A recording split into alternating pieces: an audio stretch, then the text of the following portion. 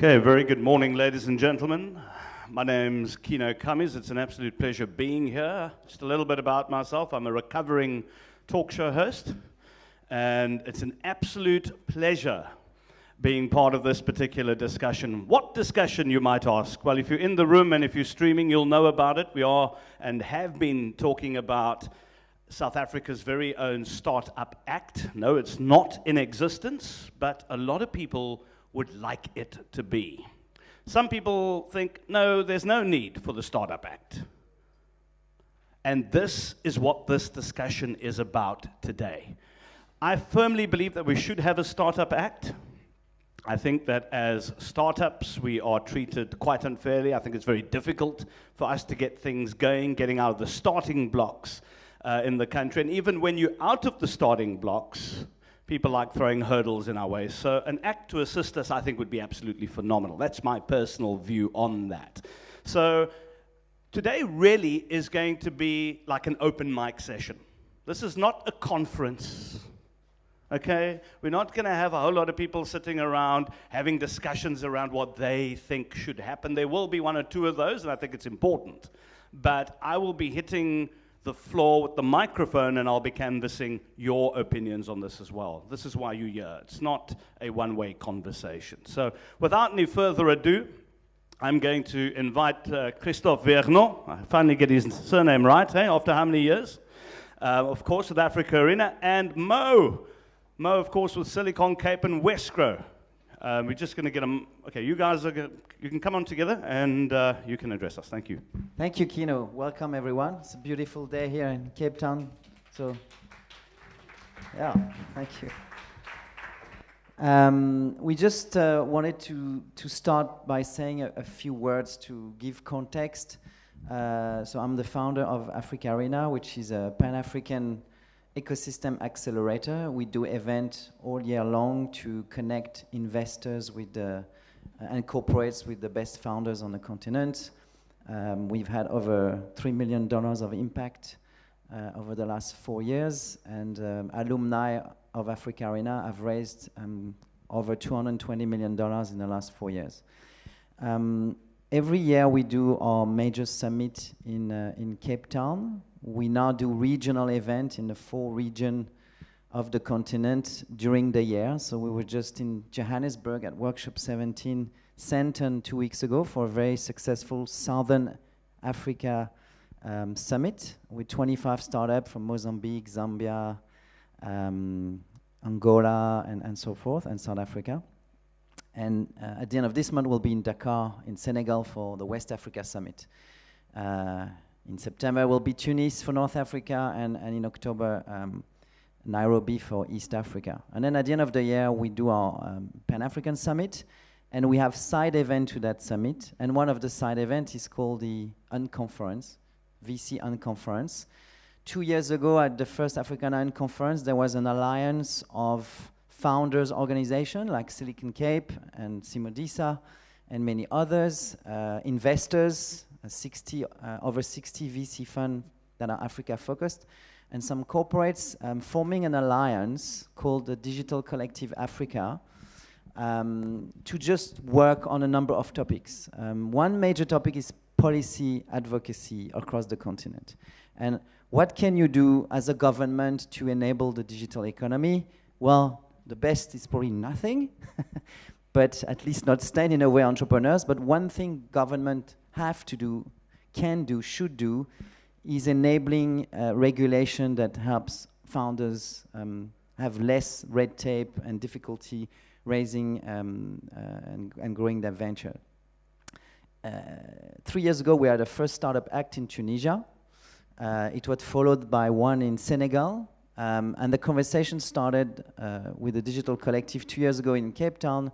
What about South Africa? So as Kino said, this is a co-creation process. This is in our hands. A lot of work has been going through in terms of advocacy and trying to get things moving. As a result of this effort, we have now a steering committee led by Simodisa and Matt Simodisa, who is here with us today, coming from Johannesburg, working very hard on doing the research to come up with the data to explain what would better regulation do to our ability to create the jobs of the future. And what specifically is required. And in that process of co-creating what should go in an act, startup act, or whatever we call it, it's very important we connect with the founders, because it's all for the founders. If, you know, it's not for the investors or the corporates primarily, it's for the founders. And, you know, most jobs in this country are created by small businesses, and tech has the highest potential in terms of job creation. So today is one step in the process. I mean, Matsi will talk about, you know, what she's doing with the group, and they have a lot of forums similar to this or different across the country and the nation. And the idea is to really come up with a memorandum and a suggested legislation for Parliament and government to consider. So today we are here thanks to, and I would like to thank our partners. First of all, the City of Cape Town, which has been very kind to support us, generally speaking, AfricArena since 2017 and specifically for this event. So I'd really like to thank the MECO and the people at the City of Cape Town for their support along the years. It's really appreciated. One of our other major partner is Westgrow, and I'll let Mo say a few words. He was at the latest Unconference and could see it for itself. And we have a lot of other partners, and you know, we're very grateful, because without this collaboration between investors, corporates, and founders, these kind of things cannot happen. I also want to say that this event is live streamed thanks to the support of Workshop 17, and I'd like to thank the great team at Workshop 17. They've also been supporting us across the year. We've done more than 50 events in the last 10 years in this venue, so very happy to teamwork with them. And so the event is streamed live, so there's a much bigger audience behind the screen, and it's also being recorded, so the idea is that anybody can just relook at this discussion and so forth. Some parts of the discussion we will not be streaming in the afternoon because they'll be in smaller groups, but you know, you'll be able to see the main part of the content. Mo, over to you, and thank you for your support. Thank you so much, Christophe. That's, yeah, it's always a pleasure, and yeah, thank you. But I think more importantly, it's the work that AfricArena has done is absolutely phenomenal, and we've got just yourself to thank, because you started AfricArena from, you know, a coffee shop discussion, and then 5 years later we're still here doing amazing, finding supported, but startups from across the continent are supported, and they're being housed in this particular venue. I remember last year, in the middle of lockdown, we were also in this venue having different and expand the support to the tech ecosystem. And I think it's testament that when we look at the works that, you know, bodies like AfricArena and what now Simodisa has come across, has done so to date, it's evident that we need to start rethinking where our efforts as innovators, but also as an interested public, is in terms of legislation in the space.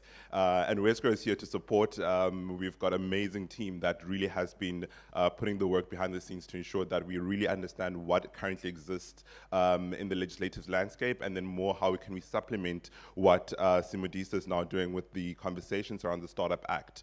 As Kino mentioned, I also come here wearing different hats. I'm here with Silicon Cape as well, and as Silicon Cape has been very, very, supportive of Simodisa and the work that they've been doing.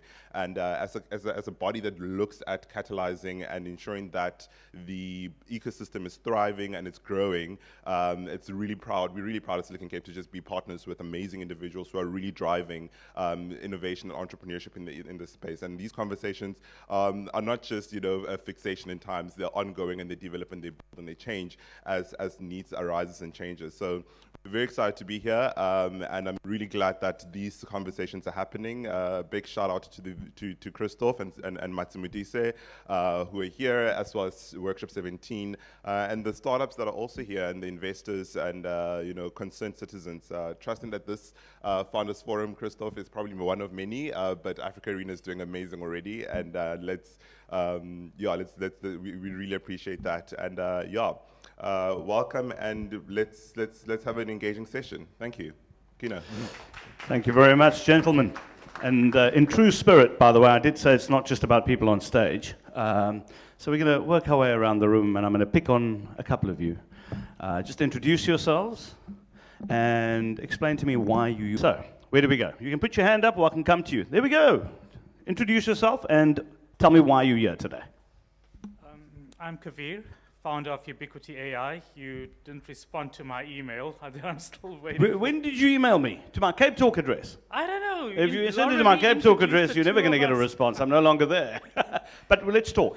Yeah, absolutely. So I was the youngest financial journalist at FinWeek 20 years ago. Yeah. An economic journalist. And I got that job through an essay I wrote to the editor around entrepreneurship. That article today is as relevant as it is today as it was 20 years ago. Exactly the same challenges, exactly the same problems, exactly the same barriers for entrepreneurs and job creators. Yeah. So my question is, what will any new legislation accomplish as opposed to the legislation that actually exists already?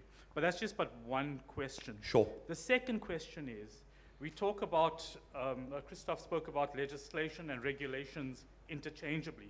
They're actually not interchangeable. You got an act, and then you got the way an act is implemented through regulation. Correct. So at what level, is this initiative being pitched at? And thirdly, in terms of what, we've got an entire ministry of SMME, whatever they call themselves. Small business, yeah. What the hell does that ministry actually do? It's a good question. I tend to agree with you. But, so yeah. I assume a lot of research has been done, and I think that the value for any founder here is to actually understand what research has been done and provide some sort of insights into these kinds of questions.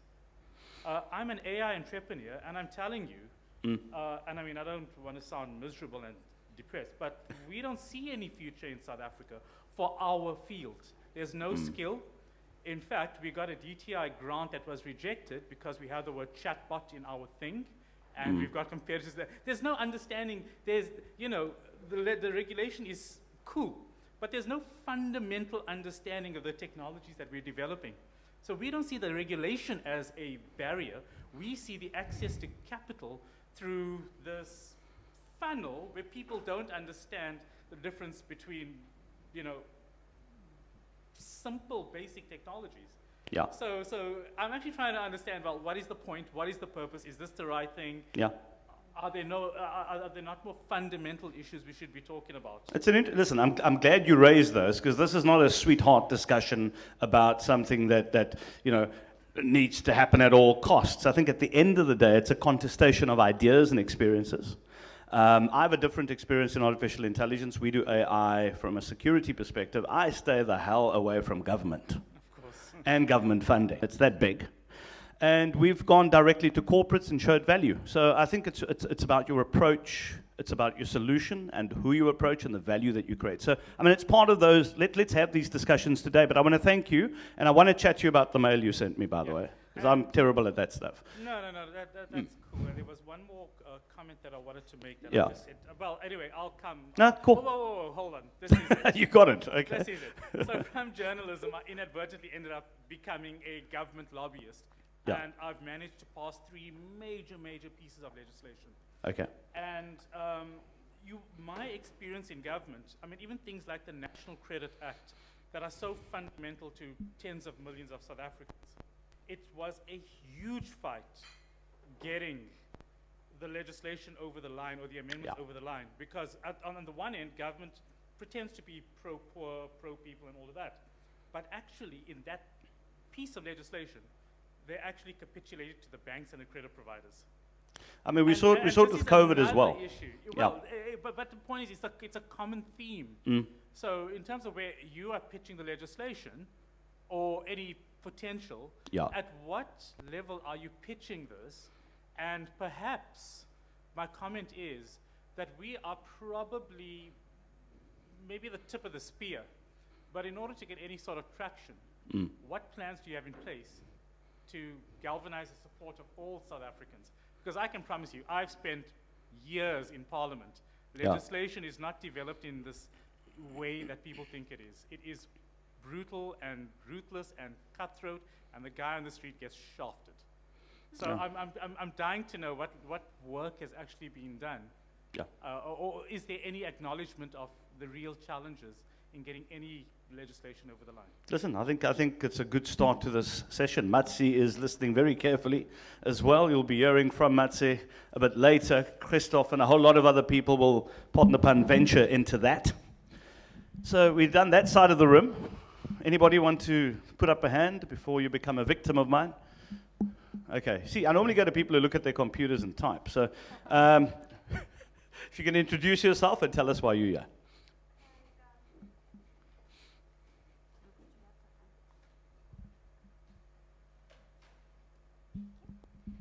Hi, so I'm Amara. I'm from the Loudhailer, and we're the implementation agency for Silicon Cape. So we handle their communications, and we're just here today to get a brief idea of what's going on, and so that we can share that with our network. So we're busy tweeting and stuff at the moment. So you're busy getting us out there and amplifying what's happening here today. Okay, brilliant. Awesome stuff. What's your name? Gentleman there with the blue jersey. Yes, of course. I knew you were looking at me. I felt it. My name is Randolph. I'm originally from Germany. Came to the Cape in 2014, running a travel agency, and I'm here with my co-founder Minnie. We also created a company called Fund Africa now last year, and we're trying to bring entrepreneurs and innovation closer to the funds from overseas. You know, that's also a reply to what you said. I think, in general, like. In South Africa, that's been my sentiment from talking to people over the last years. It's like, if you wait for government to do something for you, you're going to wait till the end of all days. So what you need to do is, like, you need to find your own way. And I think the answer to that is private capital and private equity. Absolutely. Thank you very much for that. 2 more, and then we're going to move on. The gentleman at the back there with what color is that shirt? I'm over 46. Is it grey? Okay, anyway, just introduce yourself. Thank you. Hello. Sorry, my name is Joachim Urio. I'm originally from Tanzania, and I'm a technology enthusiast. I love technology. And I'm also a founder of ELE, E-L-E, Educate, Learn, and Apply. This is an online platform where we connect tutors and learners. Basically, we deal with tutors from all backgrounds and learners from all backgrounds. We need to revolutionize learning experiences in South Africa. Basically, we have seen it, especially in the time of COVID era. Learning has been a challenge in South Africa. So education system has been disrupted. So we find out the way how to connect our tutors with our learners, especially young pupils in South Africa. So it's actually a very, very small project. We are 3. So I'm also interested in interacting with people with mind alike. because I do believe in the power of technology. It's about changing and finding opportunities in the society. So I decided to come to attend this seminar about startup in South Africa because I do believe in the power of technology. First of all, others have been talking about government being reluctant in supporting technology and the startups in South Africa because we have to understand entrepreneurship and technology are two things that you cannot separate, right? Yeah, so if the government doesn't recognize that, that means there are no ecosystem to boost and support that. Because I do believe that in order for anything to prospect, the government has to have multiple layers of support in terms of finance, in terms of regulations, in terms of connectivity, everything about it. So who do we emulate when it comes to technology, when it comes to startup environment here in South Africa? If you are outside of South Africa, because I'm from Tanzania, you have that picture that South Africa is a green Silicon Valley.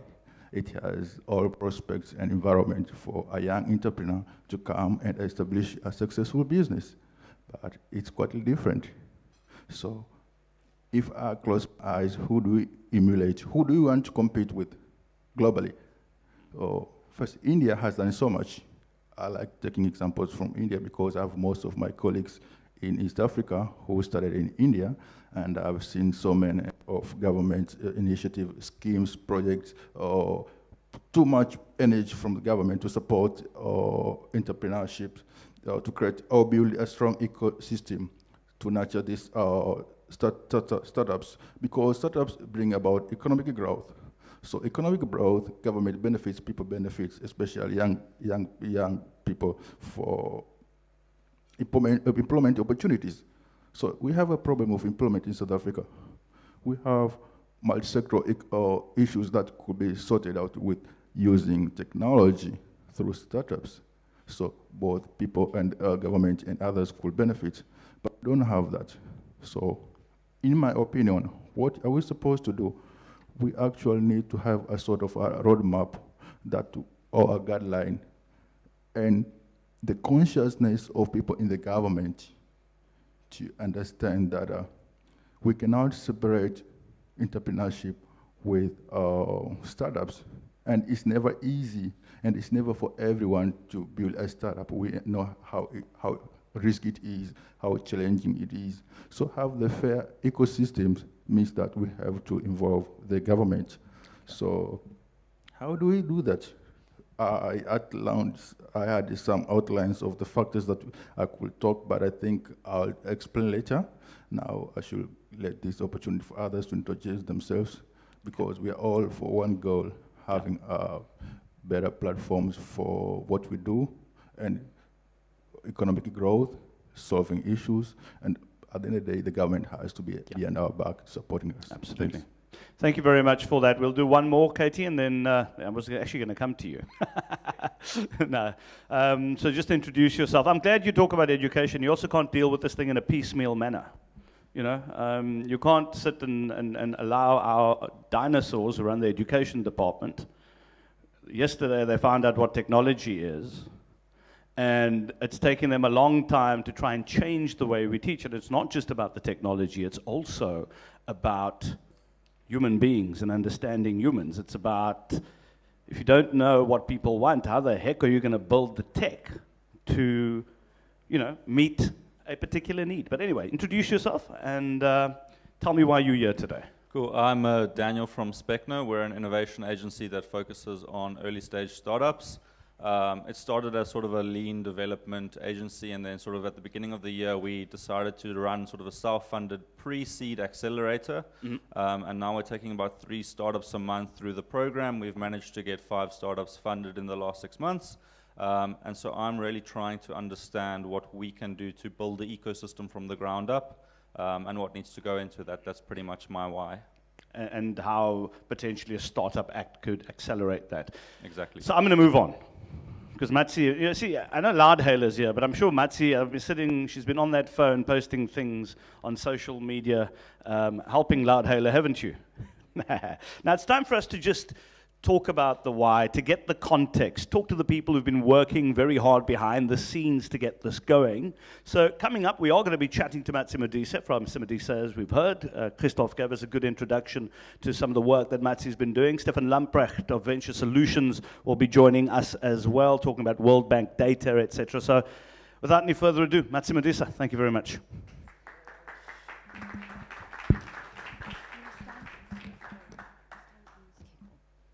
Good morning, everybody. My name is Simodisa. I'm an entrepreneur and an entrepreneurship activist.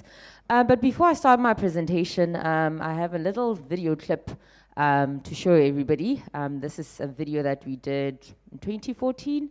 And as our kind gentleman there said, the same problems we had in 2014 and 20 years ago are probably the same problems that we have now. But I think before I start my presentation, I'll just play that video.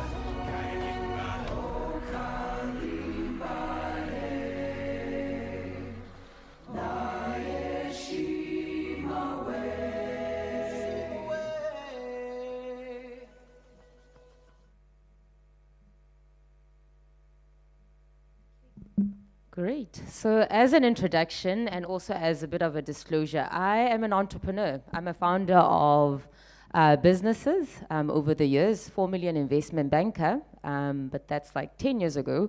But I decided that the entrepreneurial journey is my journey. So that's my disclosure. I don't have all the answers in the world, but I don't have all the solutions to the problems that we have in South Africa. But I am a concerned citizen. I am a concerned founder. I know that there's lack of understanding of us, high impact, high growth startups in our country. There's little to no explanation, identification, definition of who we are as entrepreneurs. And I've put my hand up, and I've been part of an organization called Simodisa for the past 6 years, because I want to play my part. Simodisa is a non-profit organization that partners with the ecosystem around how do we progress policy and progressive policy reform in our country. So I put my hand up when the AfricArena said, well, we need to do something about South Africa when it comes to having a progressive and a comprehensive act that will help you as startups in this country, because nobody really knows you. You are like the missing middle. There is a lot of activation, a lot of support for micro enterprises in South Africa. There's a great representation of big business in South Africa. They formulated themselves well. They have a clearly articulated voice, whether it's BLSA, it's BUSA, it's BBC. You know, they have a clear identity in our country, and they speak as a collective. So I see us as a missing middle that is South Africa's biggest opportunity. And I do feel that it's time that we come together. And I appreciate what my colleague was saying earlier on about the work that he's been doing as a journalist since 20 years ago, and also the work that he's been doing in terms of engaging the government. The reality is there is power in numbers, right? They will rather listen to a collective than to one voice or one organization. And I do feel that it's time that we come together as an ecosystem. One of the challenges that I have a lot of great things to say about the South African ecosystem. It has grown since 2014 when Simodisa was started. It has grown when it was just the Silicon Capes and the various other small initiatives. But now there's Future Females, there's Ikasi Labs, there's a lot of activity. But where is the impact? This week we had the numbers. Stats did officially say that South Africa has 32.6% of unemployment, and the extended rate is 42.3%. I mean, these are numbers, these are statistics, but behind that are people who don't have job opportunities, people that have to scramble to educate themselves, educate their families, feed their families, people that also do deserve to live a decent life, to enjoy the South Africa that most of us enjoy. And in essence, we are not seeing the impact of entrepreneurship. And some of the reasons cited as why South Africa finds itself where it is this week with a high level of unemployment, the highest it's ever been since 1994, is, well, lack of entrepreneurial activity, or actually support of entrepreneurial activity, because there's a reason why we are all here today. We are entrepreneurs. We are, running our businesses. We are developing businesses. We are creating high impact, high growth ventures that have a global appeal. We don't just want to scale within our own environments. You want to be global. We have that potential. And many of us have done that, continue to do that, but there are a lot of challenges. So I do feel that it's time that we do something as an ecosystem. It's time that we come together as a collective. It's time that we do put something in place that will create a guideline that will say that this is who we are, identify us. We're not micro enterprises. We're not big business yet, but we have the potential of being the discoveries of South Africa. We have the potential of creating the likes of the Clickatels, which is a South African tech startup that started about 15 years ago, and now it's global. But how do we get there? So as founders, and as also people that support founders, we feel that South Africa also has to adopt something. It might not be an act per se. We need to figure it out as a collective. And so we came together to form a steering committee for the Startup Act. And this is, by the way, anybody is invited to be part of this journey. We invite everybody here because we are concerned citizens. There is a steering committee if you want to play a much more active role, the role where we'll be running after people, engaging the relevant government organizations. It is a hassle, it is a tussle. Right now as an organization, what we're doing is not necessarily funded by any particular person. The World Bank has come on board. They have been able to say, great, as your way of getting the Startup Act exploring the idea of having a Startup Act, we're going to fund the research behind it. So the World Bank was able to say, we've been following what's been happening in Tunisia, in Senegal, and we want to support what you're doing. So they have decided that they're going to sponsor the position paper. So the position paper is, one, identifying what a startup in South Africa is. Because, you know, startup in America, startup in Tunisia, startup in South Africa, startup in Cape Town is very, very different. So identify what a startup is. Look at what's been happening throughout the rest of the world, throughout the rest of the continent, but then also identify what currently exists in South Africa to support startups. Do we actually have anything that says, for high impact, high growth startups, this is how, as South Africa, the Republic of South Africa, we're supporting you? Nothing really exists. There's like bits and bobs. There's triple BE, enterprise and supply development. There is preferential procurement, but nothing really guides us, whereby we say to the government, this is who we are, this is how we would like for you to, but we as founders, we know what the challenges are. We are able to identify that there's lack of funding in our country, right? Early stage funding, nobody really has money to fund you. They say family, friends, or fools. Well, I don't have fools in my life. I don't have friends that have money. My family is poor. They don't have a lot of money. So what do? Not much. So the private sector has decided to come together to start the SA SMME fund. It's been going on for a few years, but the idea was that it's supposed to be the private and the public sector. Where is the public sector when we need it? Because there's a tier, there's various other organizations that we know have not necessarily been able to service us. But there are pockets of change that we've seen over the past 6 years I've been involved in the ecosystem. But now we need to have a clear guideline that says, this is who we are, this is what we want. And I think we're well on our way to that. And as I said earlier on, I don't have all the solutions, but the process so far is that we formed a steering committee. It includes Simodisa. We put our hands up and say, guys, we will be the secretariat. We will make sure that things do move. We will make sure that we clearly outline what the process is. We clearly engage with the various partners like the World Bank. We clearly engage with Stefan, who's going to come up and tell you so far what we've done in terms of the research, so that we do get a position paper that talks to why South Africa needs a Startup Act or something else, because right now we are in the fact-finding process of what we're doing. That's why we're having focus groups. We've had various other focus groups with very other communities, the innovation hubs, the Silicon Capes. We're meeting with MPs next week, Monday, Endeavour, which is, you know, where we all want to be. I would love to be accelerated by Endeavour because it's a global network of high impact, high growth startups that started from somewhere and been able to build. And then also we're engaging with ICAC entrepreneurs. On Friday, we're having a focus group with township technology entrepreneurs, because the process has to be inclusive. It can't be something that people don't identify with, because, you know, technology sometimes tends to exclude people because of the lack of understanding. But there's a lot of technologies that are happening everywhere in every part of our country. So this process has to be inclusive. It has to include various voices. So I'm quite excited with where we are. I'm quite excited for today. The question around the what and the how, who are we engaging in government? We're going to have various people talking about that, from Westgrow, people from the government, and they're going to explain to us, how does it actually work? We're talking about an act. What is an act? How is it different from a legislation? How is it different from policy? So how do we define these things, or, you know, articulate them? Because it's a foreign concept for many of us. I'm learning as we go along. But all I know is that at the end of the day, we need to do something. The fact that we have 32.6%, the number is probably larger than what we think, is because we are not nurturing enough enterprises to employ people. We're not growing enough businesses to be able to contribute towards our economy. And something must be done, and it's our responsibility. Whether we win, whether we fail, at least we tried. And at least we tried, and we died trying. But I think this is something that's really, really going to happen. And we invite you all to be part of the steering committee or the organizations that are rallying behind it. But we can't go to the government as two people or one person saying, hi, there needs to be an act.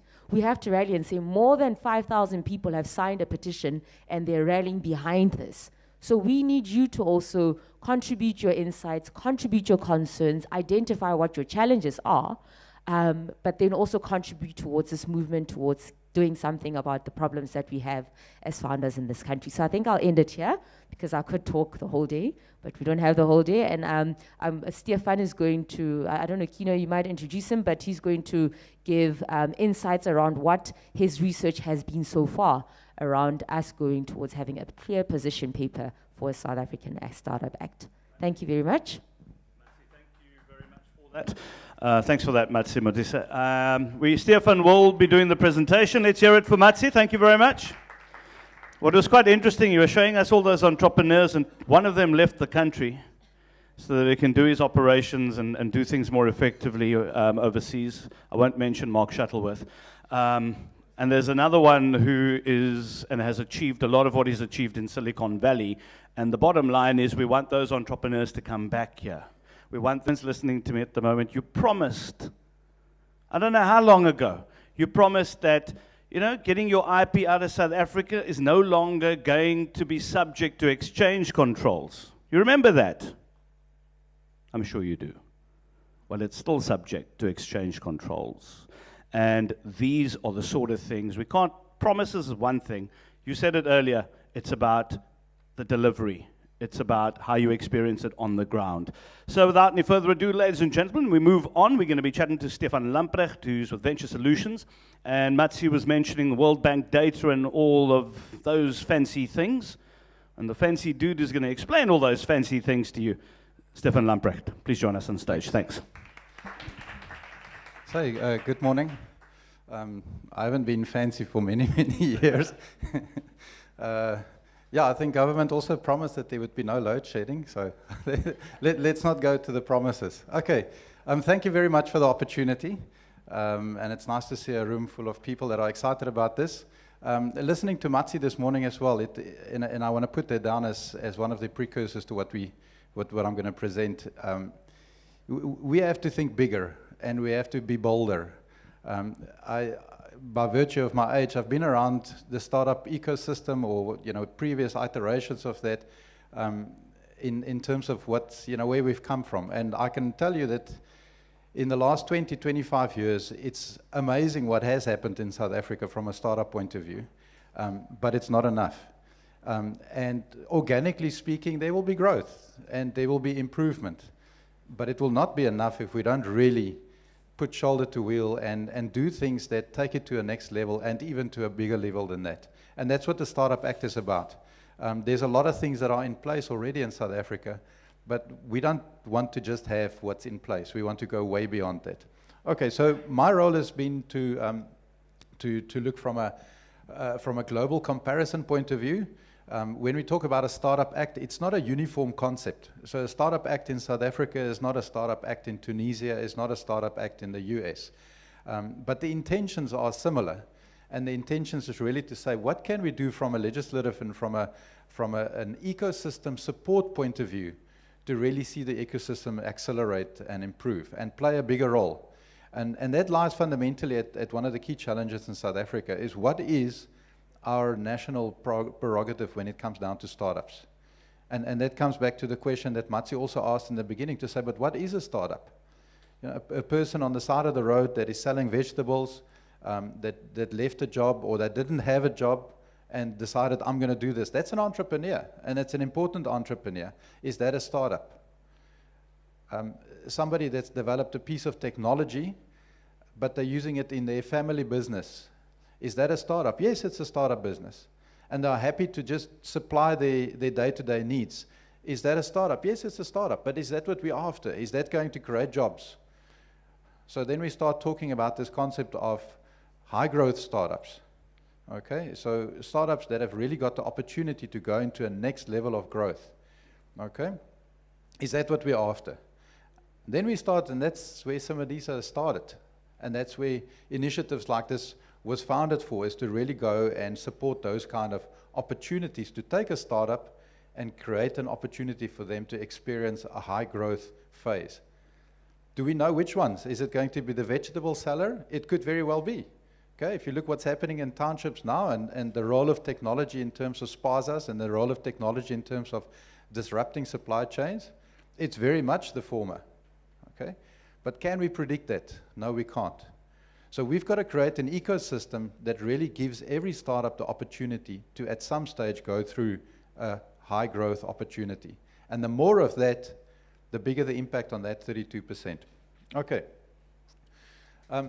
So this presentation, I'm not going to be long, but we thought it necessary today to just start the proceedings with this background in terms of what a Startup Act is and what other countries have done.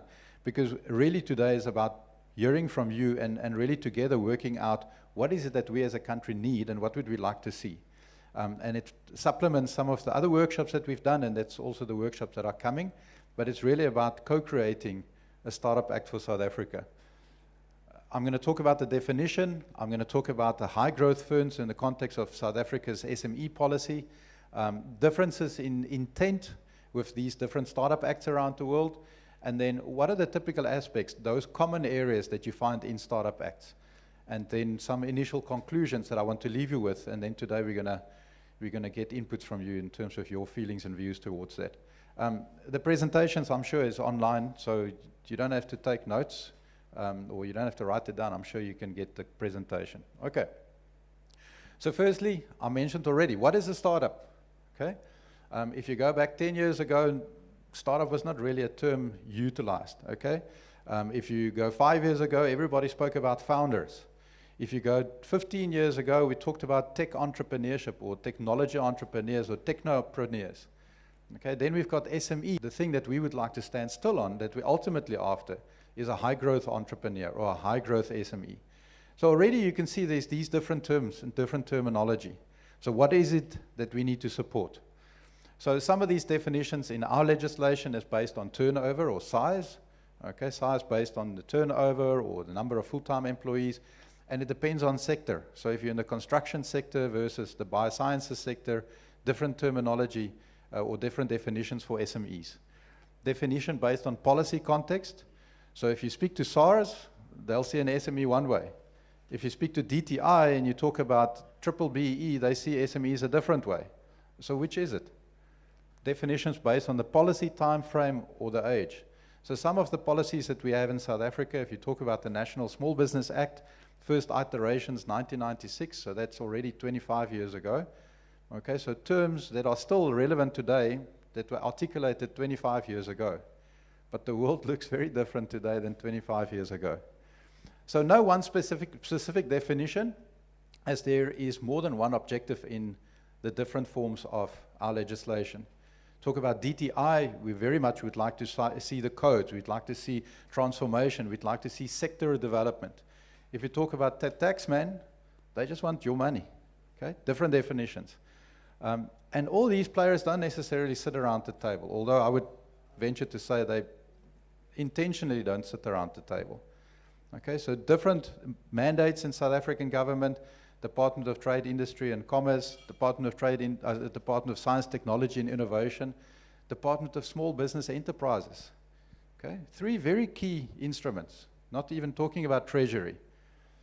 Do they have a uniform policy when it comes to SMEs? No, they don't.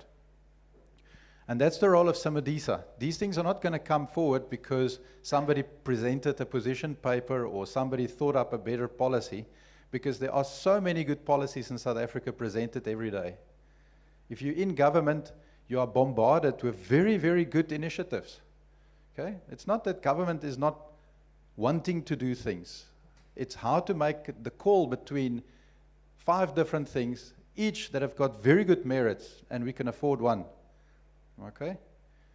So how do we get that uniformity? SA policy does not include specific reference or attention to the role or the need of high-growth SMEs. So that term high growth, or even the understanding, what do we mean with high growth? That is not something that is articulated anywhere. So at a rudimentary level, a lot of our SME acts and policies talk about we would like to support small businesses. But what will be the impact of supporting small businesses? If we've created a new small business, did the economy benefit or did they suffer? Or must that small business do something? Do they have to create jobs? Okay?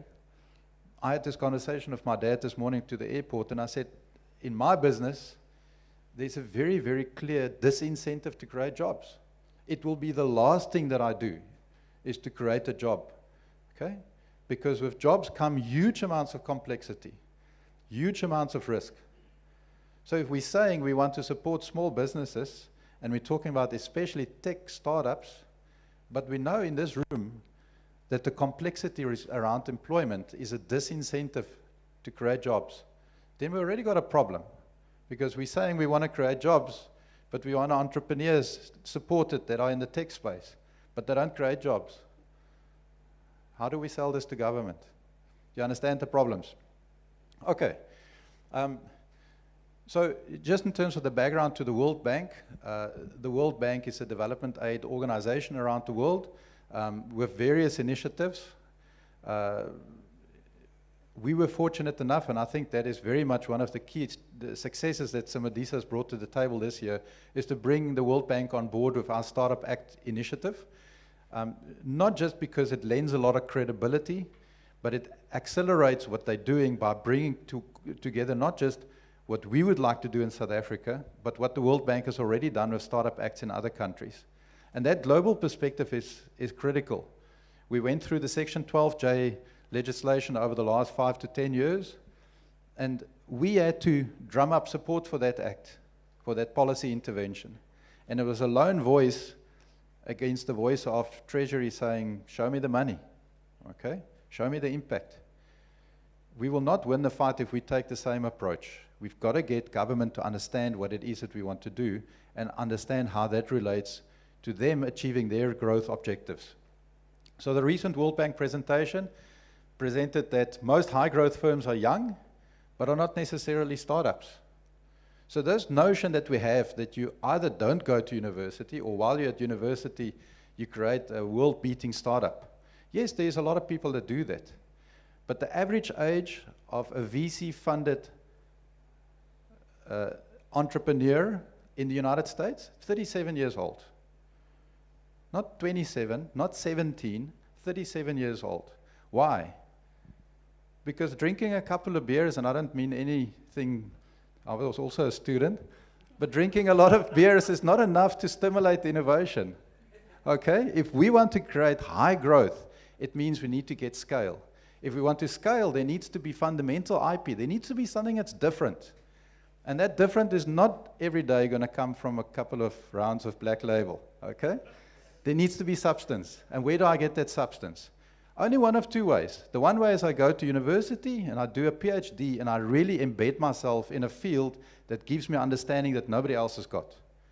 And I really master that field. That's one way. Another way could be that I go and work for Vodacom, or I go and work for the city of Cape Town, and I really immerse myself with a problem. Okay, go Metro, really go and understand what are the challenges around commuters in South Africa, and how do they get information around journeys. Okay, but once they really immersed themselves into that, they were able to see an opportunity, and they created a startup that has got global scale capability. Okay, so that age of 37 is not a coincidence. Think back to what we say. We want everyone to be entrepreneurs, but we've got to create that opportunity to go and embed ourselves in something that gives us that unique insight. Many high growth firms are in fact medium or large firms. Okay? Last year, with the introductions of the new updates to the National Small Business Act, one organization cited in the research that was covered in this exercise went and looked at where are the jobs grown and where are the jobs created in South Africa currently. And it's not created by startups, it's created by larger industry. Okay? And we've got to be realistic about that. So what is the role of a startup in the context of a SA Breweries, of a First National Bank? Okay. Because if we want to sell this, we've got to have a coherent message. High growth experience is short-lived. So most firms that go through a high growth experience don't just keep on growing and growing, they go in growth spurts. Okay? And that growth spurt cannot be predicted. And we can narrow down to say what we've seen historically, but it's not always predictable in terms of saying your startup is going to have a high growth experience and yours is not going to have it. And that's why we've got to have an inclusive ecosystem that gives everyone the opportunity to experience a high growth spurt. This growth from high growth firms is often assumed to be based on innovation, which has resulted in a keen focus on identifying effective policy measures to foster innovation as a precursor to fertile environment for high growth and innovative SMEs. So that innovation, be it the innovation based on what I'm studying at university in my research lab, by looking at global practice, or that insight that I gain from really immersing with an industry problem. But it's got to come from somewhere. Various startup act interventions around the world started off already, some of the earliest ones in the United States already. The first one that was introduced formally, according to literature, is in Italy in 2012. The United States had different iterations of that, 11, 2018, 2019, areas all around, almost on every continent. Ecuador, India, Tunisia is the one that's cited quite a lot in the South African context, the Philippines. And not all of them are limited to an act of parliament or a specific legal intervention. A lot of them are interventions related to a standard. So for example, in the European Union, they try to create a more coherent standard around the way that different countries incentivize entrepreneurs. Different countries incentivize skills migration. Different countries incentivize the way that you can raise capital. In South Africa, we've got the National Small Business Act of 1996 that's been amended several times. All the things that we want in that original act. And then they had to scale it down based on reality, and they pursued a specific direction in that Small Business Act. Okay? And with the amendments that's come forward, most of the amendments have not addressed those original things. Spoke about the creation of the Insika Support Agency. Some of the amendments now are talking about, how do we intervene in contract disputes, okay? But when we're talking about really growing and creating and supporting the ecosystem for startups, that is not in our Small Business Act. By looking at the different acts around the world, I just grouped them into three in terms of the intentions that I've seen. The one is the visionary intention. So that is where government says, we really want to move in a different direction. We want to be the startup hub on the African continent. Okay, so there's a visionary intention. We're going to create something. The second one is around the harmony, okay? Especially in a country like South Africa, where we've got so many competing policies, so many overlaps in our legislation, to try and create harmony. So we've got differences in different sectors, we've got differences in definitions. How do we unify that to speak to our intention now to support startups? Okay? And then the last one is interventionist. Now, interventionist, a lot of acts have got a specific intention to say, we, for example, have a problem with skills migration. We can't attract skills into South Africa or into our country. And if they are here, we can't keep them. So we need to change our labor legislation or our immigration legislation to really create an environment that retains skills. Okay, so we need an intervention. Section 12J of the Income Tax Act, that was an interventionist approach to say we need to accelerate investment from high net worth individuals into small and medium-sized enterprises. Okay? A lot of I'm not going to go into each of these, but the areas that these startup acts focus on, meaning the provisions of these startup acts, talk about the designation. So what is a startup and what is not a startup? And in some countries, for example, in Tunisia, but let's use the Italian example, if you qualify according to the definition of a startup, then you qualify for certain services. Okay, certain services in terms of support services, incubation, tax incentives, etc. So designation is critical. And even in South Africa, coming back to the discussion around what is a high-growth startup. So we need that designation.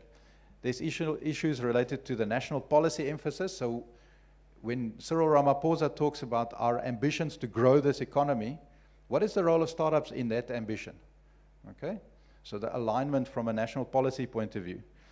Improving the regulatory regime, creating incentives, improving the attractiveness. So I mentioned earlier, if you had to go today and you say to a graduate out of, let's say, UCT, recently graduated with a degree in engineering, and job opportunities from Rand Merchant Bank and from Accenture and from awesome companies that he can walk away with or she can walk away immediately with a nice BMW and a package that secures her employment for the next 10 years. Why would she not choose that route and start a startup? Why? So that attractiveness to really make it worthwhile and interesting for young people and for entrepreneurs or entrepreneurial-minded people to not go and plow their trade at a bank or at an investment firm or at a consulting house, but to start a startup. What are those incentives? So that attractiveness is critical. Talk about ecosystem support, so supporting the incubators, supporting the service providers. Access to talent is a key thing. Okay, if you go and look from a European point of view, from an American point of view, that's at the heart of their Startup Act interventions. So how do we get the right people? And oftentimes, and this is very much the case in South Africa, when we've got foreign students that are really coming up with interesting things, how do we keep those students in our country even when they finish their studies? Okay. When Trump had his whole immigration thing, the response to that was to say, if you go and look at all of the major tech startups that have resulted in the Microsofts, the Apples, etc., there was foreign talent in each of those startups. Okay? So yes, we'd like to keep things local, but if we just keep things local, we're never going to go forward. Okay?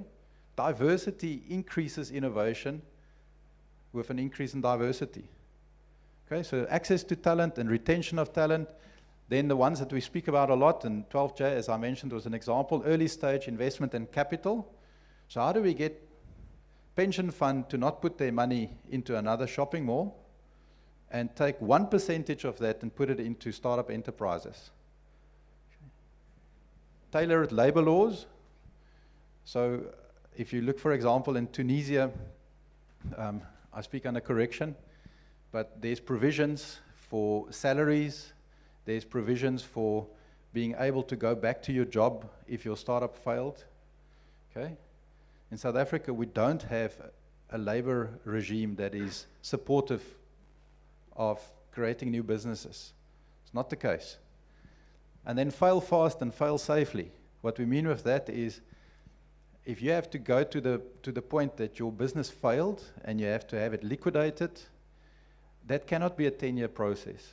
And it cannot be a process that therefore excludes you from raising capital. Okay? Behind every successful startup is a lot of people that have failed. Okay? We all say that. But does our policies or do, and that's also very relevant to South Africa. For those countries where the ecosystems have got a very big component of research and development capability, our government has got a very strong R&D mandate. Okay? And that mandate has to filter into a Startup Act. If we talk about deep tech or talk about startups based on somebody's PhD or IP that's come out of university, that's a distinctly different type of startup than a services-based startup. And then lastly, introduce specific opportunities for market access. So a lot of countries have got some kind of preferential procurement. If I buy from a startup, then I get better points than if I buy from an existing large company. And the same applies to exports and clustering. So if we've got strengths in certain areas, we talk about the platinum corridor, talk about all the startup activity that we want to see from that. That is an instrument of clustering. Okay, I'm going to run through this quickly. Yeah, so early conclusions from looking at the global startup acts. 5 most common interventions, as I mentioned: standardizing the definition, increasing access to capital, reducing the regulatory burden for starting up companies and administrating companies, pay, VAT, all these things, levies, whatever. Okay, if you got into a startup and those things excite you, then you should have maybe not taken up that job. Introducing flexible labor regimes and embedding high-growth startup discourse in the national economic policy. The latter, to my mind, is the biggest failing currently in our context. Okay, we can talk all as much as we want amongst ourselves, but if we don't get government to use our language, or we don't use their language, it's not going to happen. Okay? We're passionate, but we've got to get them to be passionate. Startup acts function alongside other ecosystem interventions, so other acts that's already been introduced in other areas. And an act is not the only option. So that's important. Okay, so a physical act and the process of getting legislative buy-in, going through all the different white papers, green papers, all the different rounds of provincial buy-in, that's not the only route. There are other routes as well. Okay? And then there's probably a combination of that in terms of some interventions, like, for example, what we're doing here today is an intervention that flows out of many of the Startup Act interventions overseas. So we've got that already. So standards, policies, and alongside that, capacity development. Just a caution from one of the research papers: despite the development of strategies aimed at enabling and transforming and accelerating, it is in the execution that South Africa sadly falls short, because the policy cycle doesn't keep up with the pace of technological or scientific change. So we also can't take the next 10 years to promulgate for a Startup Act. Okay, because 10 years from now the world will look very differently. Okay, so important to think as well, and in our discussion today, yes, we want a Startup Act, but we've got to think about who's going to implement this. Who's going to wear the hat for championing this? Is it somebody in government? If it's government, in which department of government? If it's us, who? Okay, so the implementation capability, the speed to market, how quickly do we want to see things happen? Okay, we might have and that was the caution from the World Bank, we might have a list of 10 things that we want to do, but we might focus on the first 3 things to really get that short to medium term impact in order to create momentum. As seen in international approaches, government is not the only one to look at for introducing startup interventions. I think between the different ecosystem players and also the stakeholders in this initiative, there's very strong institutional capability to champion this. Need to consider a course of action that speaks to the realities, capabilities, and appetite for, and the best route relevant to South Africa. If we know at the moment government is preoccupied with a certain policy approach, or government has got specific priorities related to creating a momentum after COVID, then build that into our approach. Okay, we've got to be cognizant, because without government, this can't work.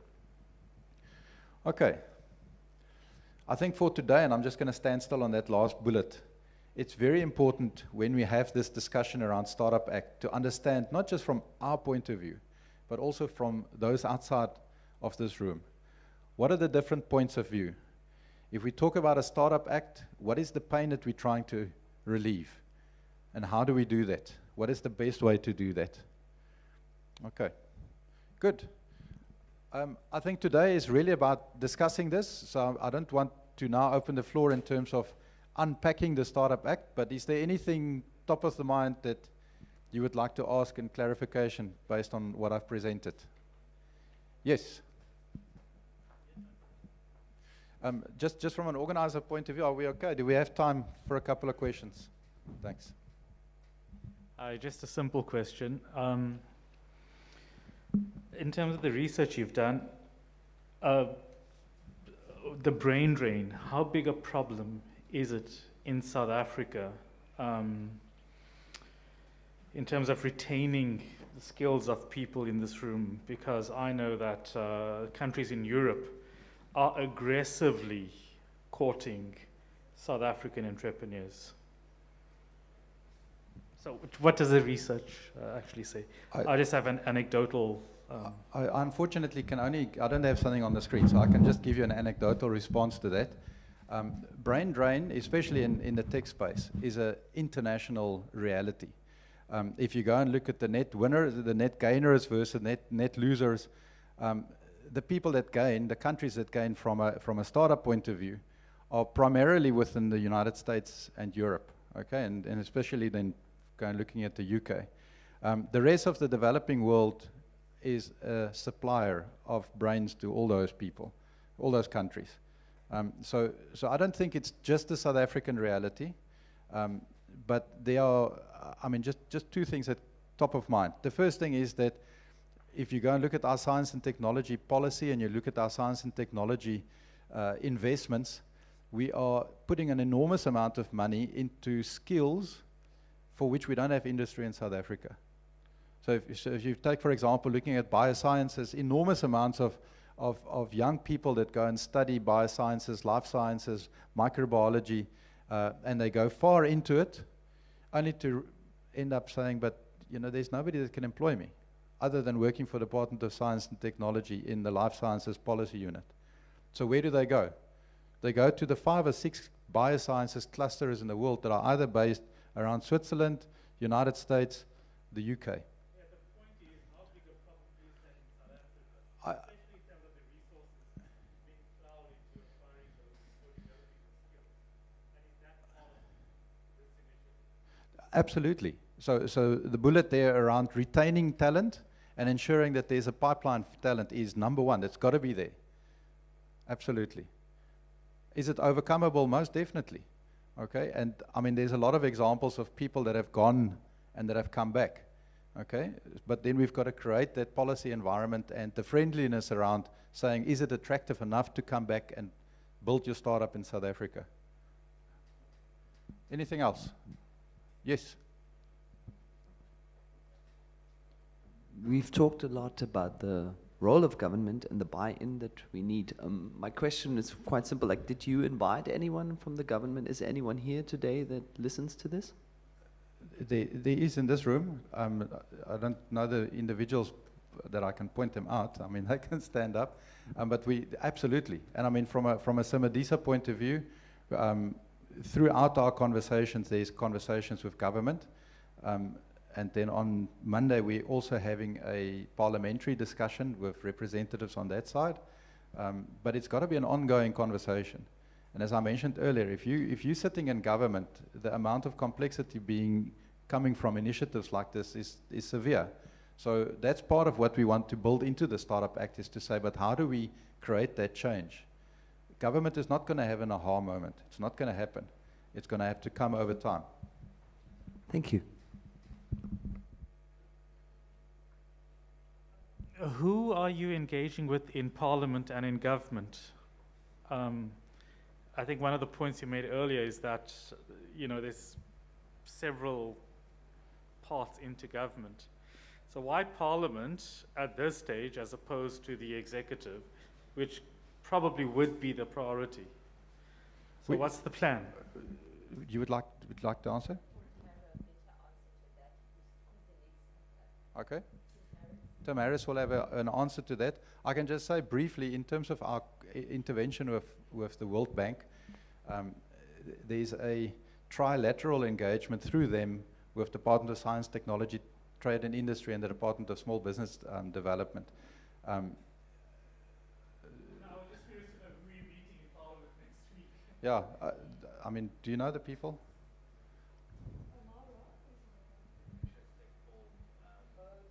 Okay.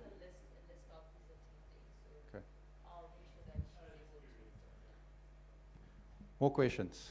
Okay, hi, my name is Wangi. We are trying to come up with an organization that could help startups in Khayelitsha and help push the entrepreneurial fever to the Khayelitsha youth.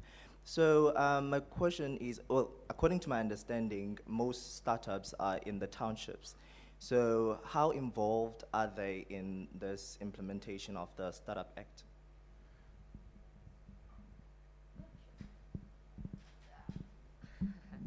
I'll tag team with Stefan. So we are quite inclusive, right? So tomorrow we are having a focus group with ICAC Labs, which is an initiative of the Innovation Hub, and they have a network of innovation hubs in Gauteng.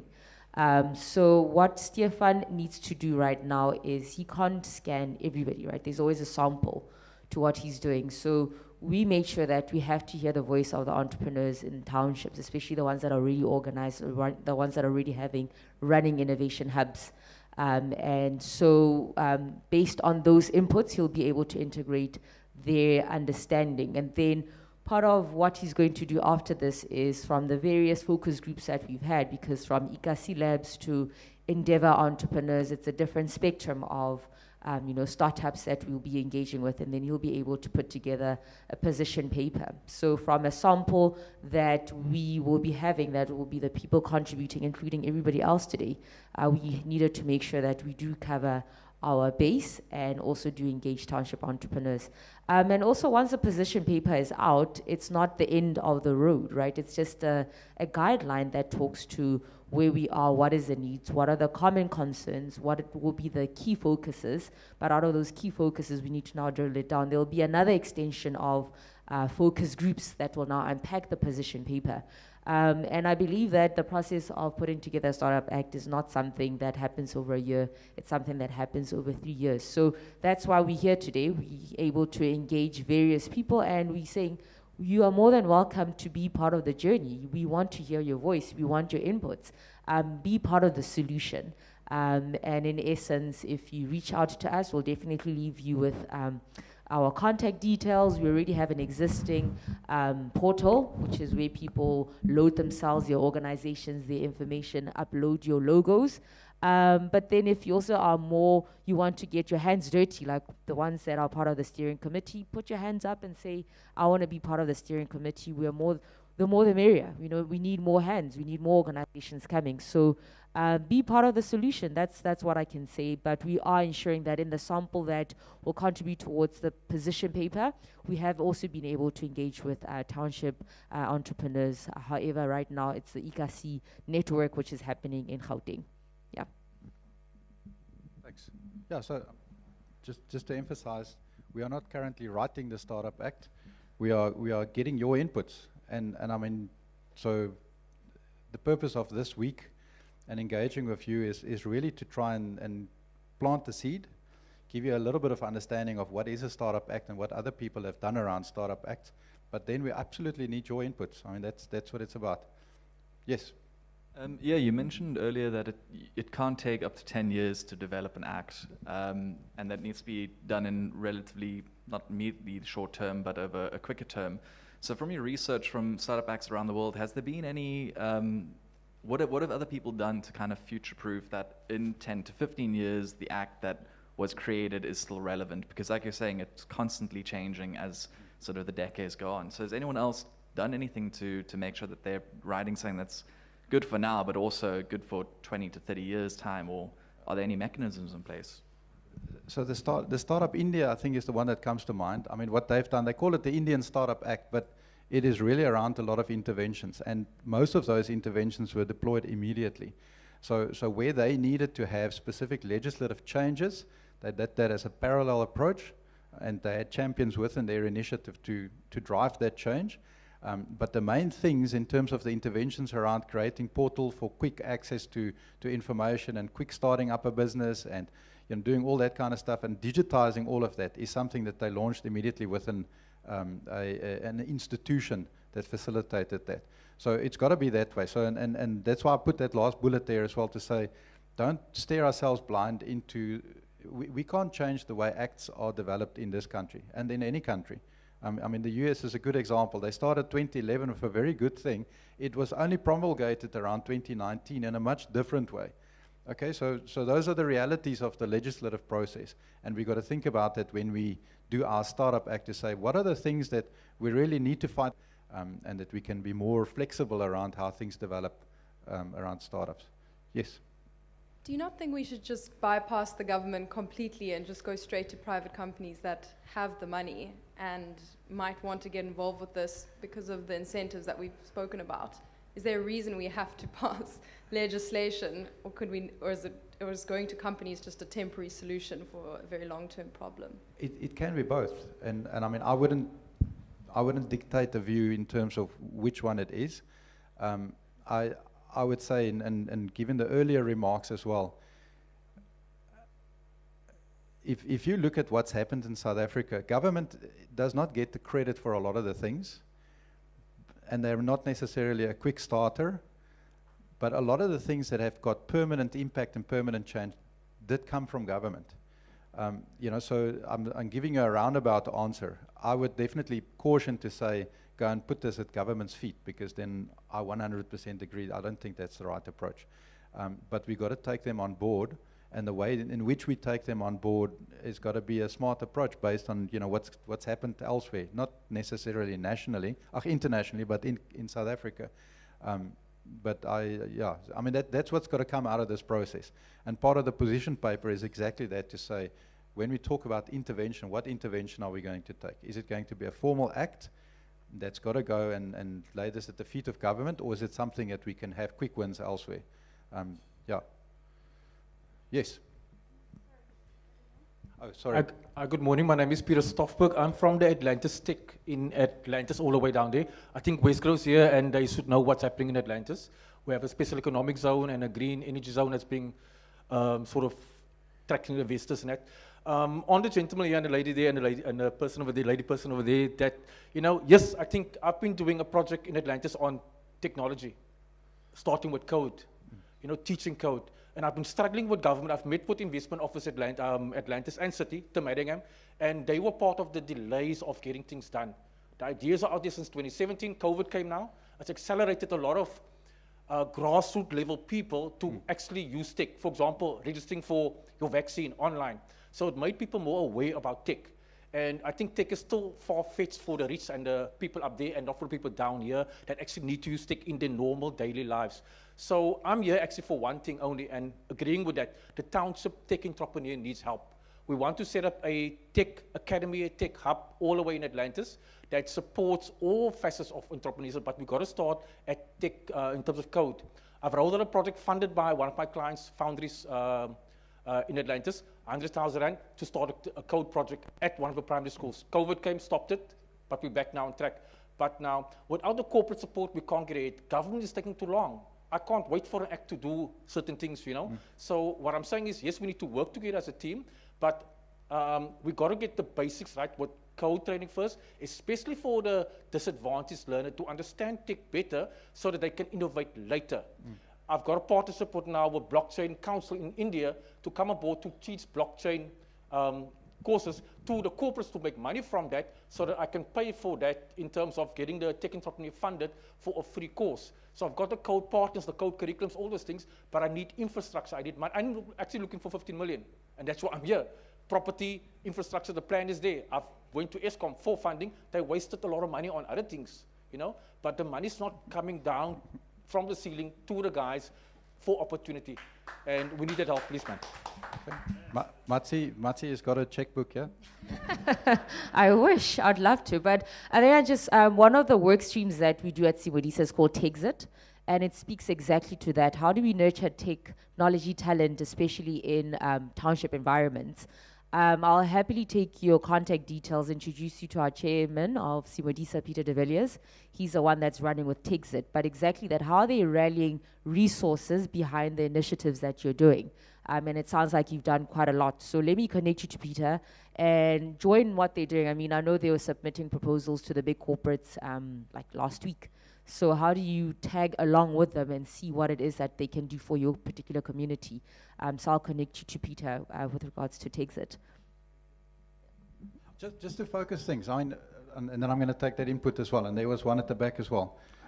Important, what we would like to hear from you, okay? Let's play devil's advocate. There are statements in the media that say South Africa is left behind because we're the only country or one of the bigger countries in Africa that doesn't have a startup act, okay? Now the question is to say, I mean, I fully agree with you. There are awesome things happening in our country because we've got awesome people, okay? What we want to do is to do it more and faster, quicker and faster. I'm not working for Standard Bank, okay? But we want to accelerate that, okay? Now the question comes back to say, other countries have got a startup act. Is that what we need? Is it a startup act, okay? Or is it aspects of a startup act? Or do we want to do something that we take what's been done already? I mean, we're not talking here about the fact that there's been an enormous amounts of initiatives that had to flow out of this Indian Startup Act that we already did, okay? Because of the initiatives that's come prior to this. Silicon Cape is an example, okay? Workshop 17 is an example. So we're not saying that things are not happening, but we want to see things happening much quicker and at a much bigger scale. How do we get our country to say that our future, in terms of addressing that skills gap and addressing the employment gap is going to come out of startups. Because that's what's happening around the world. And if that's what we want to see happening, how do we put that into a piece of action? And if that piece of action needs to be legislated, that is in the implementation that we have to ask that question. Okay? A lot of countries didn't legislate nothing. Okay? So the purpose of this position paper is to say, where do we position ourselves in the context of a Startup Act? Yes. Sorry, guys. I'm going to have to just manage the time here quickly. Yes, yes, sorry. Okay, so we had something here, so I'm going to allow two more. So 2 questions. Then Christoph's just going to do a quick presentation to answer one of the questions, and then we're going to have to move on. There will be time for conversation later as well. Okay.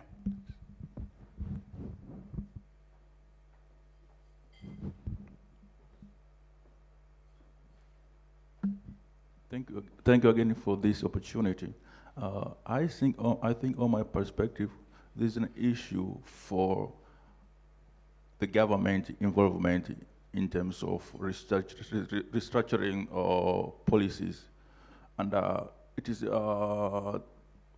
from recognition of all the definition of startup, I do not see how the government is engaging itself or having an evolving definition of what startup is, because technology is changing very fast over a period of time. So at least if we have a roadmap in terms of people from the government or legislature, which will give a room in terms of changings and also provide opportunities for startups, it will be very good. So there are issues about public procurements, there are issues about intellectual properties, tax incentives, all these to be included when we talk about startups. So for me, I expected we could have representations of people from the government, because we cannot work for ourselves. Someone said that, what about why don't you rely on the private sectors or people? But we have issues about the laws. We need about regulations, because there are issues about banking. There are issues about securities and exchange. There are issues about revenue. So all these are somehow linked with startups, because startups are of different nature. So I wish we could find out the way how we could make the whole linking, you understand? And that's my idea. Okay, thanks for that input. Appreciate it. Do you want us to respond now, or just? Respond, and then we go to final question. Okay, perfect. Yeah, it seems so. Thank you. So I was very excited and curious about the Indian example, and I just want to follow up on that. The overall aim, obviously, is to get a Startup Act going, which is excellent, but I think also that it seems to be, that will be something that obviously takes time for 3, 4, 5 years, because there's a lot of policy discussions and sitting in meetings, etc. But I wonder if it's possible from your research also to identify immediate sort of action areas and put that in some sort of roadmap. And you already mentioned that there's some initiatives, etc. But maybe some of those action areas are stuff that can be done without government. And then even some of those action areas could be connected to some sort of government interests, for instance, thinking of climate change, climate mitigation, and the innovation opportunities around that, which doesn't necessarily need a climate change or need an act, but could be related to the environmental department or whatever. So I just wonder if it's maybe possible from the research to establish some sort of roadmap with the ultimate end of having a Startup Act, but because of the urgency, already sort of have some priority action areas and platforms of change, if you will, to with or without government. I don't know if that's a useful comment, but it might be something worth thinking.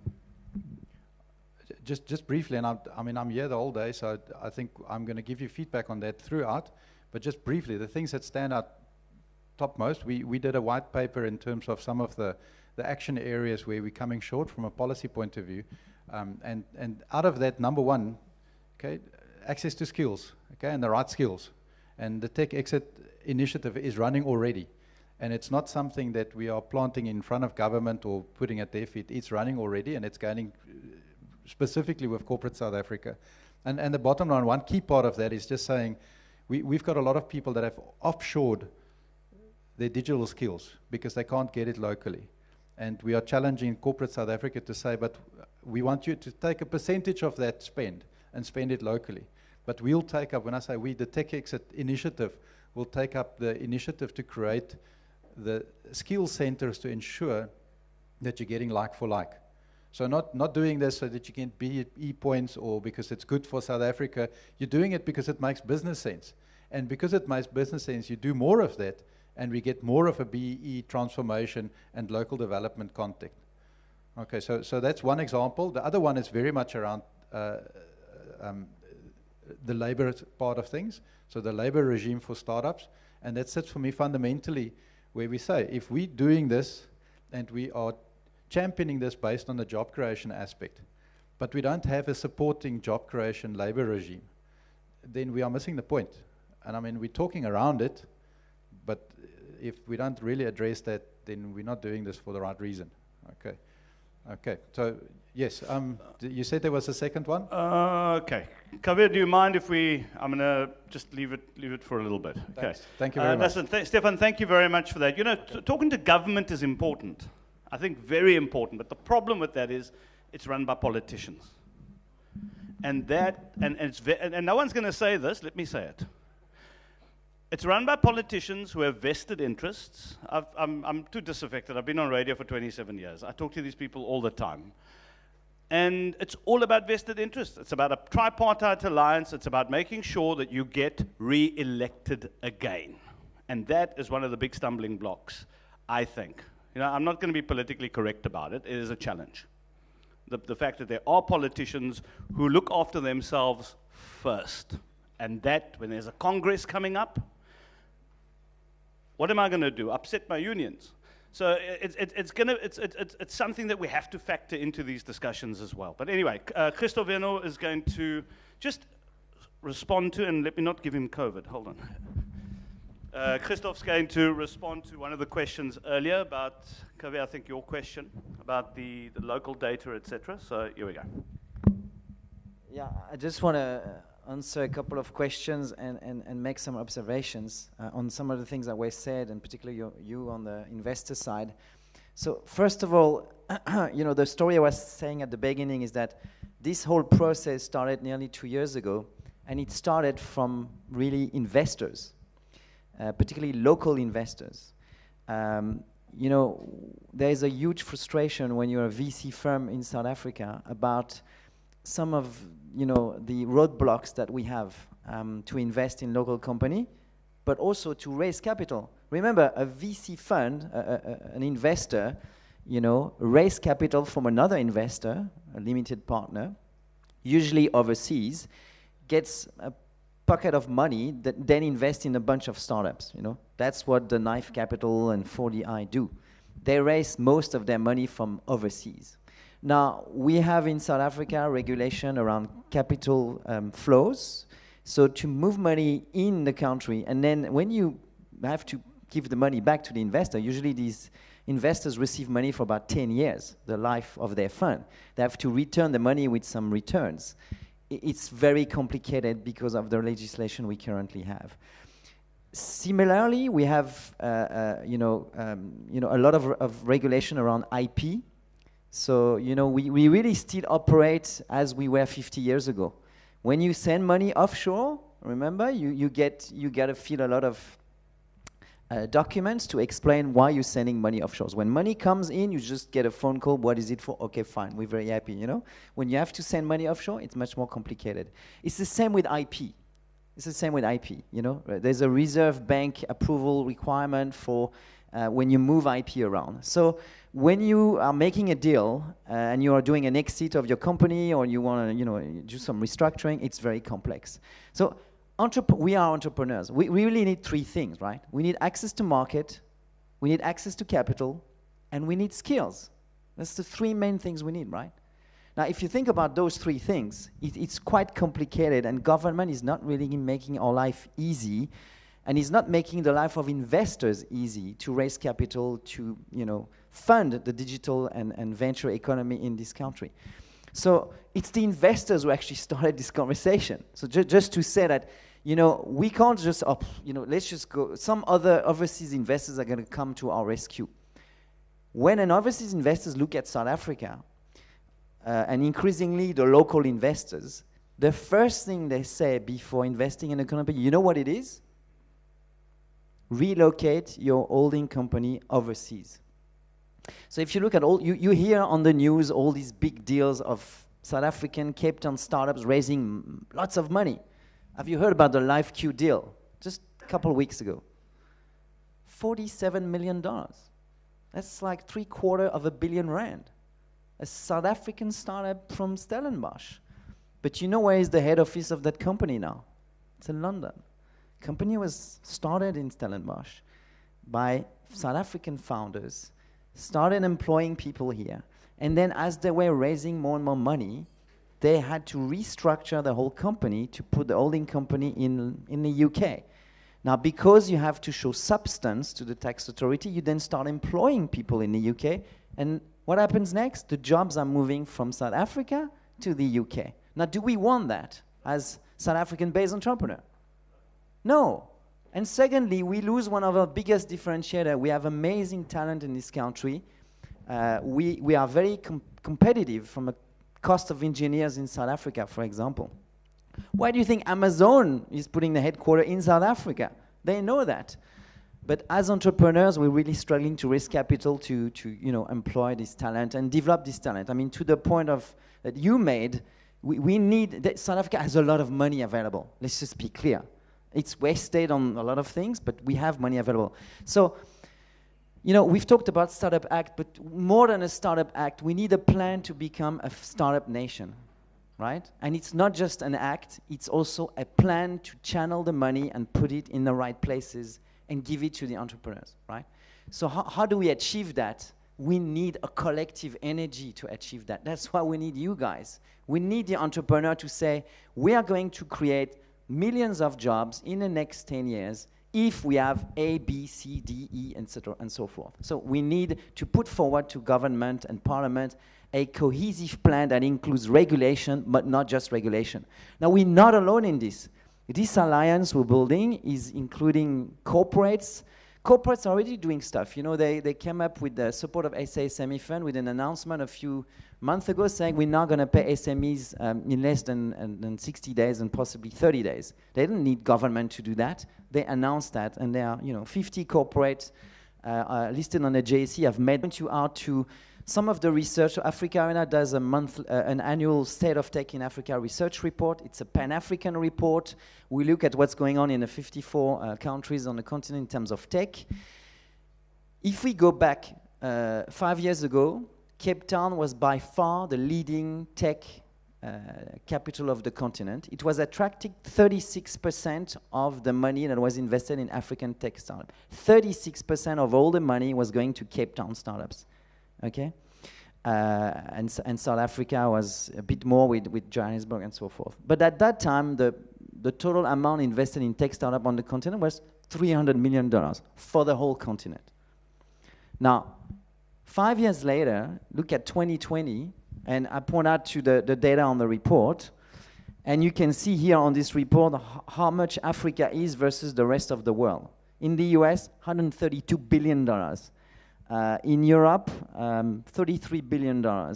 In Africa, less than $2 billion, 1.4 last year. But 1.4 is, almost 5 times what it was 5 years ago. Now, where is that 1.4 money going today? South Africa, as a country, is now less than 20%. We are 18% or so. Cape Town, even less. The leaders are Egypt, Kenya, and Nigeria. Did they pass a Startup Act? No. Kenya is about to pass one, but they really made business easier. In particular, in Kenya, their entire model is about ease of doing business. So the point is, by putting together better regulation, but also by working as a collective, in Nigeria, they really did a great work as an entrepreneurial community to work with the US in particular, get the US corporate in Nigeria, and inject money. Look at the number of unicorns in Nigeria now. There's 4 unicorns in Nigeria. How many in South Africa? 0. And we were the capital of the continent in tech 5 years ago. Are we still the capital? Yes, we are from a number of points, the infrastructure, the people, the number of deals. Cape Town still leading in terms of number of deals on the continent, but not the amount of money, and certainly in terms of red tape, we are number one, you know. So we need to really do a lot of efforts on that. So the report is freely available. I encourage you to go and download it. The efforts that, you know, I really would like to thank you, Stephen, for everything you're doing. Thanks to the support of the World Bank, we're now connecting all these dots to show government the light, because it's all about the jobs. If we tell them, you do this, A, B, C, D, with the support of hundreds of entrepreneurs in this country, and show the data that says this is how many jobs we could create, because we're gonna now compete and beat back Nigeria and Kenya to be #1 destination in terms of investment, we will create thousands of jobs. Every time a local startup raises millions of dollars, it still creates a majority of jobs in this country. We need to stop having the biggest startups reincorporating in the Netherlands or in London or in Delaware, because that moves up job away. We need to be as competitive as Mauritius or the Netherlands, right? We can, because if we don't, the next guys who are going to do it are the guys in Nairobi or the guys in Egypt. The Tunisians are already doing it. The Senegalese are doing it, but there are small ecosystems. Now the Kenyans are going to do it. If we do nothing, and we don't have 10 years, we don't have 5 years, let's give ourselves 2 years maximum to get this done. That's really, you know, what it's about. So today is the conversation that will follow these presentations. We have Tim Harris next, and I see Zach is here, so we have some great investors also to participate in this, is to really get the stuff done. There's an urgency. A government needs to create jobs, right?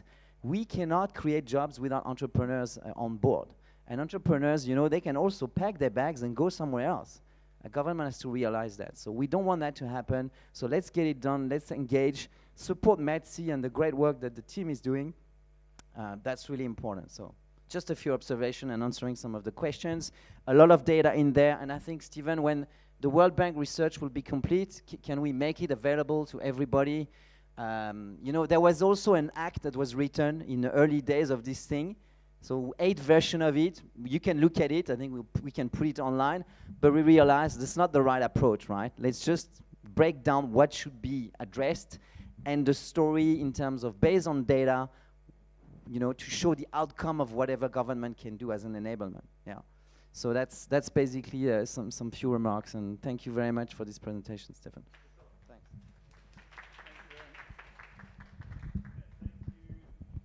Thank you very much. Christophe, thank you very much. You know, don't tell the English I said this, but you know what I love about the French, and particularly you?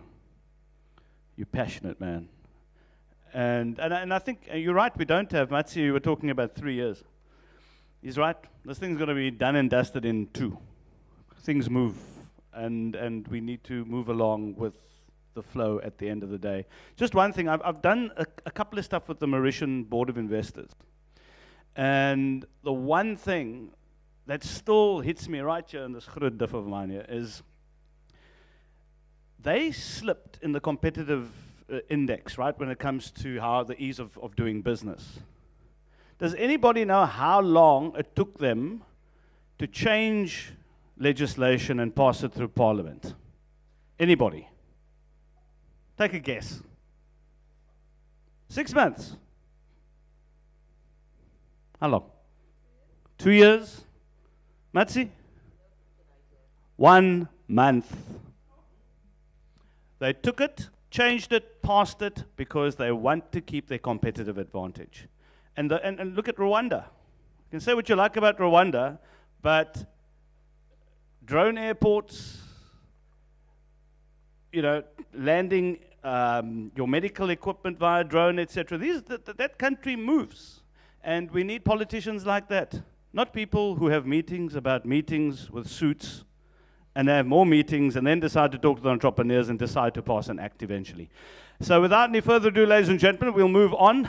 So what does it take to get legislation changed? So sorry, Tim, you're going to have to explain to us how we do it in 30 days.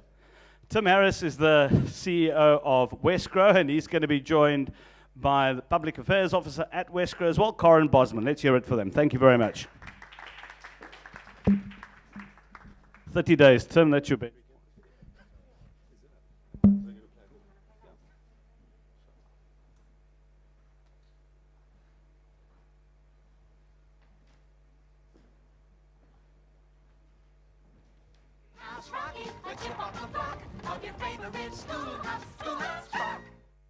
I'm just a bill.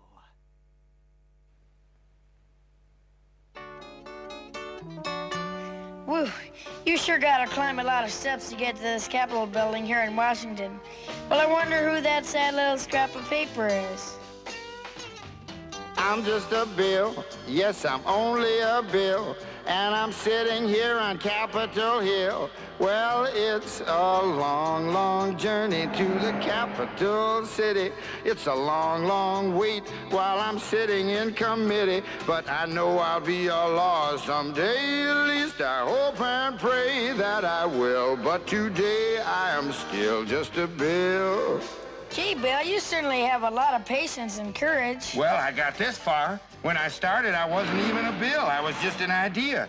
Some folks back home decided they wanted a law passed, so they called their local congressman, and he said, "You're right, there ought to be a law." Then he sat down and wrote me out and introduced me to Congress, and I became a bill. And I'll remain a bill until they decide to make me a law. I'm just a bill, yes, I'm only a bill, and I got as far as Capitol Hill. Well, now I'm stuck in committee, and I'll sit here and wait while a few key congressmen discuss and debate whether they should let me be a law. I hope and pray that they will, but today I am still just a bill.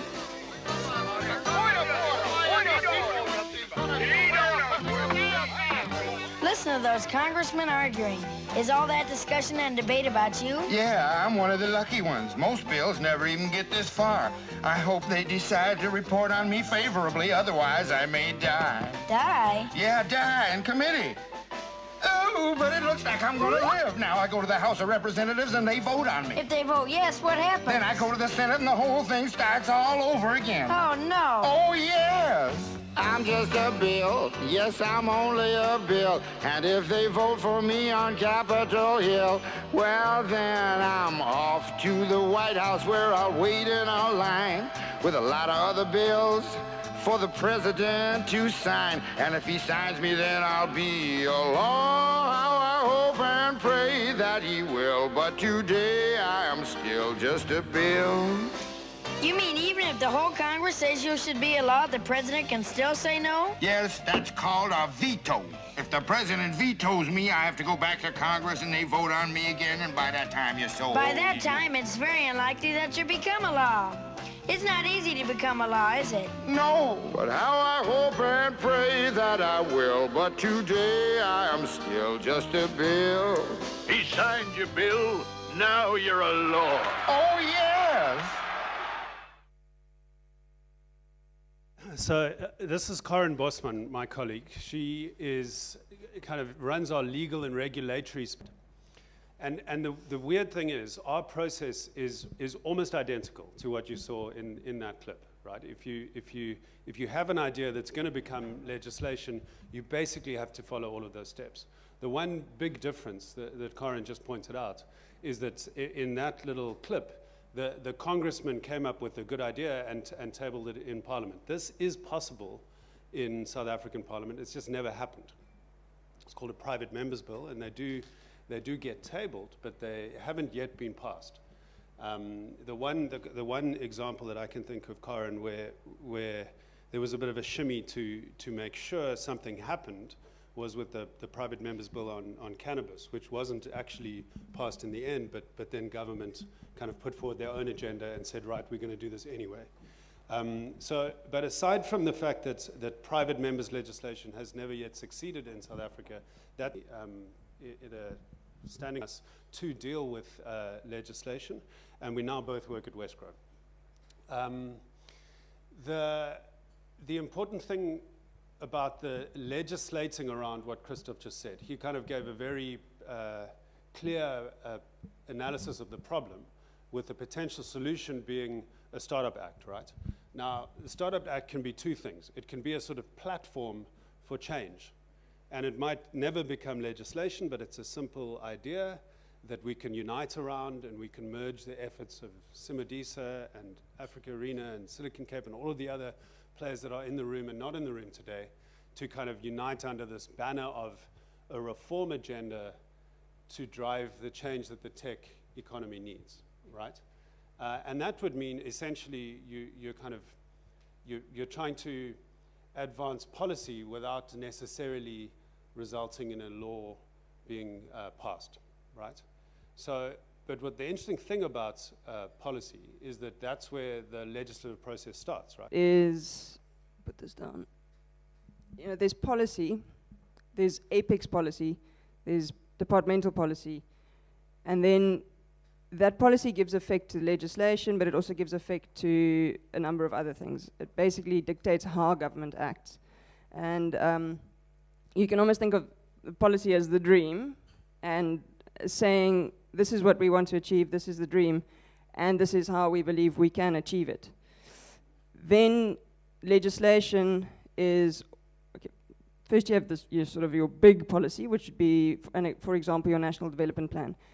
That would then give effect to more policy. So each department would then come up with their own sector-specific policies, which dictate how they legislate it. So those will then, basically enshrine further what the NDP says. Let me interrupt you. Let's look at what the NDP says in this space, right? So the NDP, Corin describes as the apex policy of the country. Remember, this is what Trevor Manuel published about a decade ago. This kind of vision for where South Africa could be. And if you listen to government leaders, they always come back to the National Development Plan. So it says, 90% of jobs will be created in small and expanding firms. The economy will be more enabling of business entry and expansion, and regulatory reform and support will boost mass entrepreneurship. So that's what the apex policy of South Africa says. That's what the apex policy of South Africa says. But we are here today, right? So now you have that dream, and have we put that into legislation? Have we created that? Again, we're here today, so maybe the answer is no for our purposes. So now, in order to change legislation, which is what we want to do here today, we need to ensure that whatever changes we want to make are in line with national policy. That can be, what we want to do will have the outcomes that are in line with policy, and that what we want to do is in line with policy. So what we want to do is we want to create jobs, we want to foster innovation, all those different pieces of legislation, where the touch point is with what you want to achieve. So unfortunately, it's not as simple as that, we have this definition of a startup and we have an act that legislates it. We have an idea of what we want the economy to do, how we want this specific business activity to be regulated. And there's a lot of different, we've heard a lot about that today. There are a lot of places where laws and regulations touch on this. And so that also, there's different policies from different departments that touch on this. So there's one way of doing it is looking at, can you create one law that would encapsulate all those different touch points? Or are you going to try and reform each one of those at a sort of separate time? But again, keeping within the context of there's this apex policy, there are departmental policies which flow into legislation, which flows into regulation, and ultimately that's where it ends. And it's implementation is the next step. Yeah, exactly. So I said there were kind of two options here. Corin's actually added a third. So the first one is that this Startup Act just becomes a banner that we operate under that creates huge publicity around what startups need, and that might be an end in itself, right? It's not a bad thing. It's the idea of campaigning for an act is that it sounds like government action, and it's something that we all want, and even if it never triggers this process that Corin's talking about, it might be enough, right? But what's really exciting, I think the dream of this is when that banner starts to translate into actual reform of legislation. And then Karen added those additional two. She actually split them. The one option is you can have a Startup Act eventually that amends a whole lot of different existing pieces of legislation, right? We worked on one, the Intellectual Property Amendment Bill that became the Amendment Act that changed several different pieces of policy of law in the intellectual property space. The other option is you can have what's called a sui generis act, which kind of stands on its own and creates a new class of legislation, a new legislated area. So those are the three options. Number one, what we're talking about today never becomes legislation, but it becomes a campaigning banner. Number two, we move our way towards a kind of omnibus legislation that amends lots of different pieces of legislation that are standing in the way of the tech sector's growth. Or number three, we table a single sort of sui generis piece of legislation. And then should I talk about public participation? And yeah, so maybe the key thing, I spoke a little bit about the difference between what you saw in the video and what we have in South Africa today. In that video, the bill emerged from a congressperson's office. As I said, there's a process for private members' bills, so any MP can table a bill, but that process has never succeeded. The other two options are the ones that tend to succeed in South African Parliament. The one is when a minister sits down with their legal advisors and drafts a bill to introduce some new legislation. The other one is when the committee can also... The committee, yes, sorry. When the actual committee of Parliament decides that they're going to legislate themselves. So three options. Minister initiates, committee initiates, or private member, ordinary MP initiates. The first two are those channels that have historically worked in democratic South Africa. Now, the one thing you might not know is the steps from a policy idea through, you should probably describe green paper, white paper, down to legislation and what the differences are. Right. So the sort of traditional way of how an idea becomes an act eventually is, as to mention, either the minister or the committee or a private member, he doesn't have to do a green paper. But basically, your first discussion of ideas will go into what's called a green paper. This is basically your ideas of how what you want to achieve fits into policy, essentially. You're saying this is how you understand the policy, to what it says, and this is how you think it can be implemented. That then gets put out for comment, and it has a lot of input, and it then gets refined into what is called a white paper. The white paper is your much more refined argument for why you think that this piece of legislation will give effect to this policy. In the normal, traditional way of things, this will then go to Cabinet for approval, and to the Office of the State Law Advisor, who will make sure it fits into the national regulatory framework, or the constitution, essentially, and then it will be introduced as a bill.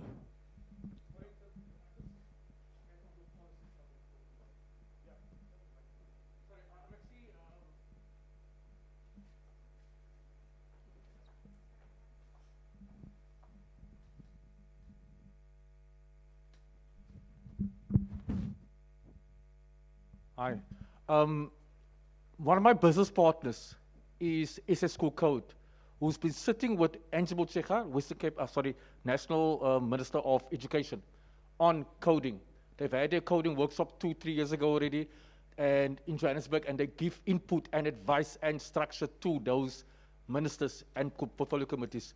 And when I realized that when he's had this great curriculum that was just aimed at the school market, primary school, high school level, up to today, that's still not implemented. Although some of it's been improved, he's been running projects in your affluent schools, you know? And I said to him, let's take it to the black, low, rural areas to get it out, to roll it out. While they are deciding to roll it out to the national school curriculum, you know? And they haven't done that yet. COVID came now, created a big conundrum for them, and they still haven't. And what I'm seeing is, COVID is the greatest opportunity for fourth industrial revolution to be fast-tracked. And to develop those tech entrepreneurs. But it's got to start with the will of the minister or parliament to get it fast-tracked.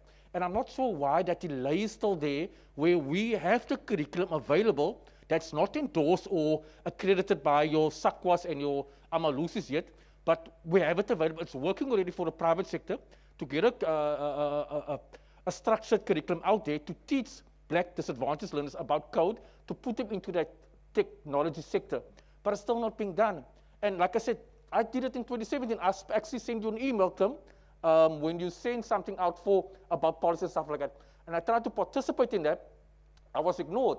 And here I'm still standing 2020, 2021, and nothing has been done. It's still not being implemented or fast-tracked, even when we have a pandemic that says, look, digital, online, everything is there, you know. Why not change the curriculum or change the educational structure of how we are outcome-based or hands-on based and get it done? Because we are waiting, the community are waiting. Cool, I get your point. I think that's what we are trying to explain, is about securing the accountability that you want, right?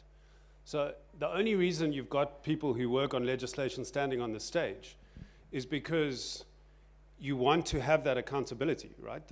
A government leader can do what they like to achieve the objectives of their department. But when something is in law, when it's in an act or the regulations that come from that act, then you can hold them accountable as private citizens using the courts, right? That's a massively oversimplified way of thinking about it, but it is what we're working towards. What we're saying is there's a bunch of stuff the tech sector needs, and we want to be able to hold government to account, including perhaps curriculum reform. Now, Karen and I haven't actually worked on the education law, but I'm assuming the Education Act provides for curriculum to be set out in regulations. Now, you've kind of fast-tracked us to the end here, but underlying regulations, and I'm assuming the curriculum is in the regulatory space, but the important thing is, if there was a regulation that said coding shall be in the curriculum of every school, then you could use the act to hold government to account for your issue. So that's why this stuff matters. I know it sounds kind of technical and frustrating and bureaucratic, but in the end, it provides for proper accountability. And that's why I think Christoph and the team are pushing for legislation, because they want that accountability, right? Where did we get to? We got 5 minutes. We are going to move on to that fireside chat, Okay. so yeah, a couple of minutes just to wrap. Yeah, we'll wrap it quickly. So practically, guys, if you want to move forward on this, you need to convince one of those three parties, a minister or a committee or an ordinary MP, to table legislation. If you want it to succeed, it probably needs to be one of those first two groups based on history. And then you need to codify everything the tech sector needs in terms of what laws need to change to make that happen, or what new laws need to be in place. And you could come up with a laundry list and say, tech sector needs these 20 things, and then you need an expert in legislation to draft that into a bill, which is what exists before there's an act. So the bill that you saw in the video, and signed by the president, which is also a critical step for us, because he just refused to sign the copyright amendment bill this week and sent it back. So the president still has a lot of power in this thing. But practically, Kino, if you want to turn the Startup Act from a banner that we campaign under into a law that's passed, you need to work out a way of getting it drafted and tabled in Parliament by one of those three players that we've described up until now. And then there's a lot of work to do around public participation, around the narrative in the media and the kinds of representations that people are making to Parliament around how that legislation should be amended by the committee through the process to the point where it's eventually passed by that committee, tabled in Parliament, supported in Parliament, lands on the President's desk, and he signs it into law. What did we forget? Technology has all changed. Well, that's what I was going to say. Maybe just in closing, you know, the policies exist that say we should embrace entrepreneurship and make a good enabling environment, but the policies haven't kept up to date with the fact that we've shifted to a services-based economy. And one of the big challenges is you need to identify who champions this. It's an economic bill. So an example is, you know, we come across this a lot. You want to change the curriculum because you want to enhance the economy, but the Department of Education isn't economically minded. And so the government works in silos as well, and it's very important to try and understand who the main champion is in the policy space to advance on this type of startup and really gun in on them. Yeah. So my last point, and then we're done, Kino. And it's a point you made, actually. We can, if the basic education minister is sitting here, we can all shout at her and say, your policy said that kids should keep up with the times and learn coding because it's going to help turn South Africa into a digital economy. She will nod and say, we're getting there, and we'll see you in a couple of years' time, right? Maybe, potentially. I don't know. Maybe she'll have a much better answer. The point is, all you can do is engage her at that level. Once it's law, you can go to court. And that's a much more powerful measure of accountability. That's why there's an idea of a Startups Act. Because we're trying to move, I think, Christoph, from platitudes and commitments on the stage into something that the courts can hold government leaders accountable for. Tim, Karen, thank you very much. The two of you will obviously remain on stage. Yeah, Karen's staying as well, absolutely. I'm just going to invite the rest of the panel. Of course, Mo was up earlier. If you can join us on stage, as well as Olivia Dice, the Director for Digital Leadership at the Department of Economic Development and Tourism. And it's essentially this conversation in fireside chat format without the fire. So you're going to be the fire at the end of it, so we'll ask some questions, etc. But Tim, just while you guys are getting ready, this is why companies like the Valencia Institute and private schools like Raylan Prep are going to become more and more prevalent, where private individuals are going to end up designing the education that we need in the first place because it takes government too damn long. And I think, I know some of them are already working on making education more accessible for people who don't have. And that's partnerships with big business. You see, so it's a complicated thing indeed, but the world has to move on at the end of the day. So I'm going to hand you over to the moderator who's going to be taking you through this fireside chat. So much, Kino, for that. It was fantastic. And I think we're continuing from the conversation that, Tim and Karen, started. And I think building onto that is really expanding more on in discussion and in the format of a fireside chat, what public sector can do in expediting the conversation. And I just want to invite Olivia as well, and thank you for your time and for being here. It's really fantastic to have you on this fireside chat. I think we can start off with yourself because Tim and Karen have gone in depth with regards to the policy advocacy space, but I think one thing that we need to know is that comes up also in various conversations is the Startup Act the only way to go around things? What is the role of sector bodies? And with DDAT and the department, there are various sector bodies that you have to work with in this space. So with that said, it's just, is there the right kind of institutional support, looking at the TIAs and the CEDAs and the CIFAs that really speaks to the tech community? Is there that kind of institutional support outside of just the existing ones, and are they listening and hearing what startups need at the moment? Hi everyone. There's a few things that come to mind when you ask that question. I think fundamentally one of the things to understand is the differentiation between national government and its remit and what provincial government can do. So from a national perspective, there are all of those players that you've mentioned, and our relation as a provincial government to national departments is quite limited. We have a very limited capability to direct. We are more a consultative level than an advocacy level. And at a provincial level, we do a lot of work that stimulates, ideally creates, some promotes some of the work that is done. And so our funding and our support is geared towards that kind of area. And so we work with entities and agencies that enable that and that have a mandate in that space. And then we use those mechanisms to influence and to lobby at a national level. There are different bodies in the space. I think around tech, we need to start diversifying what happens. So we spoke about education, and I'll come back to that. But really, it's the Department of Science and Technology and its agencies that support innovation.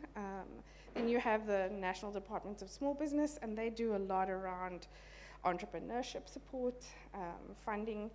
And the latest name for the Department of Communications and Digital Technologies, previously telecommunications, different names.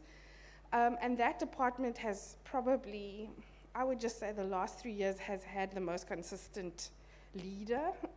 It's probably been one of those departments that consistently has had a new political lead and a lot of attrition. And so their focus has been the broadcasting space, the postal services, and then leading on the provincial 4-hour commission work over the last while.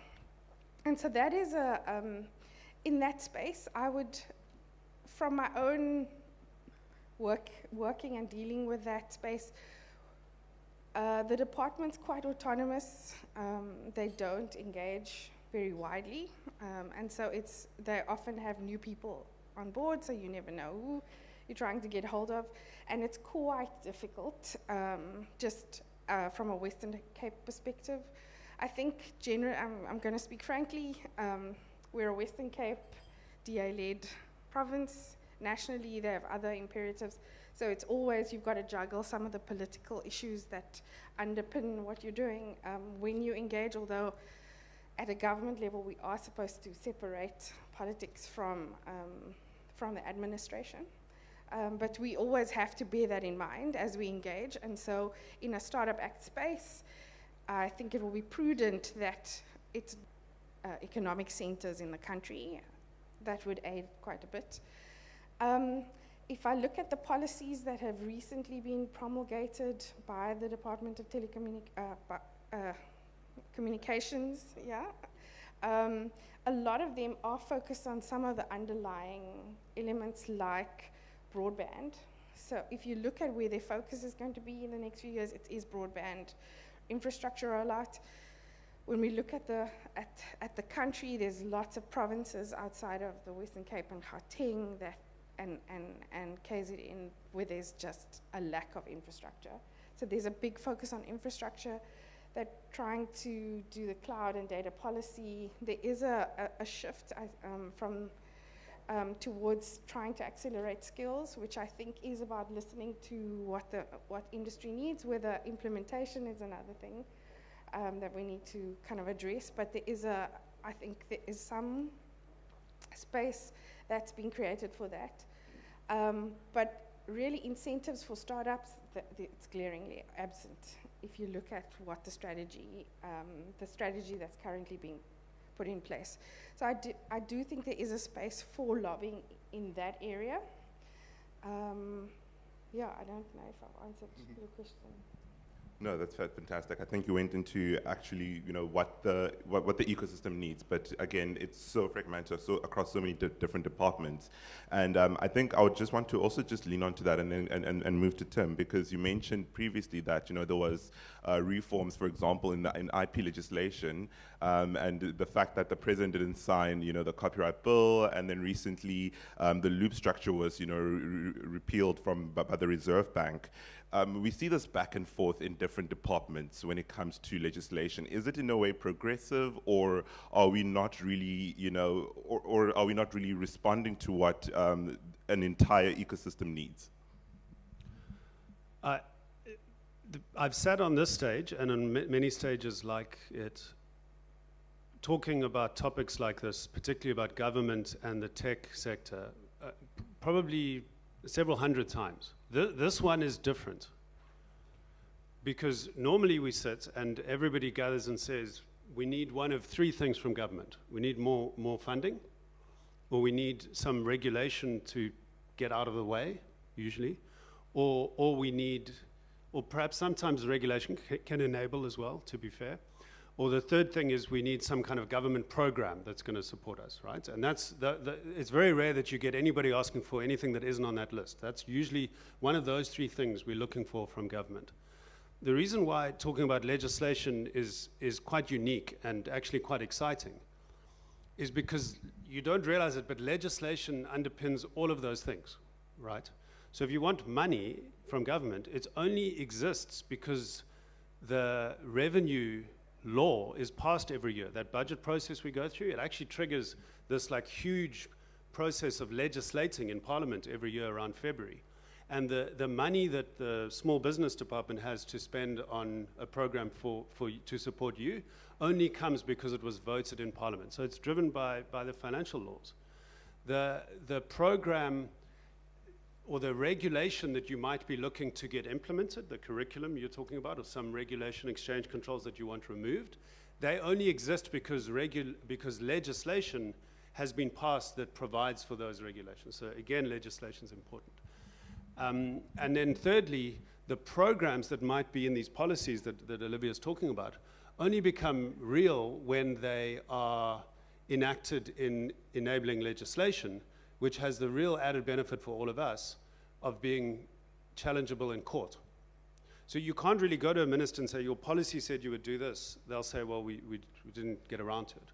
But if you say the law says you must do this, then there's a totally different level of accountability. So that's why this is exciting, because you don't really talk about legislation much on panels like this. But Mo, I think the challenge is saying we've got a laundry list of things around the room that we need to support entrepreneurship, and particularly tech entrepreneurship. And how do you translate that laundry list into something that's actually going to get laws changed? It is going to take a while. There will be the back and forth that you're talking about, but that's how democracies progress. And you do have to have a certain amount of patience to work in this space. But progress will happen, provided the energy in a room like this translates into practical changes in legislation through Parliament. Fantastic. Could I add to that maybe? What I would also say is that we really need to start being, I think, cunning is not the word, clever about how we approach lawmakers and decision makers. If I just look at just my reading of a lot of the regulations that's coming out, if you look at the Copyright Amendment Act, those kind of things are quite protectionist in nature. So you can understand what is motivating the current type of legislation being put forward. They're trying to protect. So why would that be? There's still some people that remember some artists that died a pauper because their IP was not protected. You know, and some of that legacy things are being pulled through in current legislation. There's a lot of, on the government side, suspicion of business, that, you know, someone's trying to make money off the back of poor people. So there's a lot of that underpins. And so as you approach decision makers, you've got to start thinking about what is motivating their current position. And your response should be something that one kind of has already factored that in, but is also speaking to the issue that is being raised, which is generally jobs growth, but understanding what is some of the current climate. So at the moment, government spends the vast majority of its budget on social services. By far, it outstretches the economic stuff significantly. So we are still in a space where we are trying to make sure poor people are getting healthcare and getting education.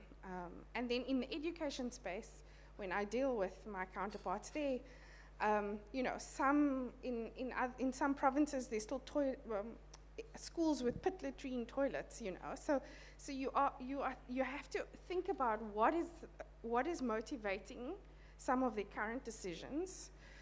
If it's legislated, like Tim said, it is enforceable. So in the school space, for example, a lot of times they won't legislate. So there's the education curriculum policy, but then there's the Schools Act, which essentially makes each school an independent space. So if the department legislates something, they're obligated to fund it, and that funding needs to come from somewhere. So you need to understand how where the power plays are in the system in order to be able to respond to it and kind of address things. What is unique about the tech space is that it covers every single area of everything we do, every part of life. So there is a uniqueness because there's technology in education, in agriculture, in health, everywhere. And how do we start bringing together these various elements and being kind of clever about it? I reached out to one of my old colleagues at Small Business yesterday to just say, are you guys aware there's things happening? What's your position on this? They were drawing blank stares. So, do you go to the politician first, and is she going to be hostile or open through the system? Those are some of the strategies and tactics that you're going to have to think about as you craft and try and expedite the process. But you have to think what is motivating the current policy so that you can start dealing with those motivations in your act. Just to add one small thing to what Olivia is saying, every piece of legislation or regulation or measure that the government puts in place is what you would call it basically a legislative measure, a regulatory measure to achieve a policy objective. So behind every measure, law, regulation, is a policy objective. Now, good regulation says, I want to, and that is a policy objective that the government has said, I want to, create a nice, everybody has food. You're looking at the public benefit side, the public policy, the public good side of how you want the country to look. And that measure, if it's done well, is going to have the lightest touch on economic operation.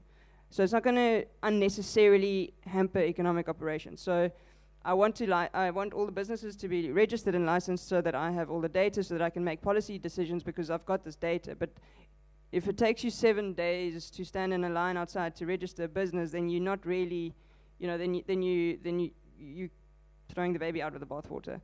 So it's always good to look at what is the policy objective and is it the lightest touch regulation that is being used to achieve that policy objective. I think you should hold the mic.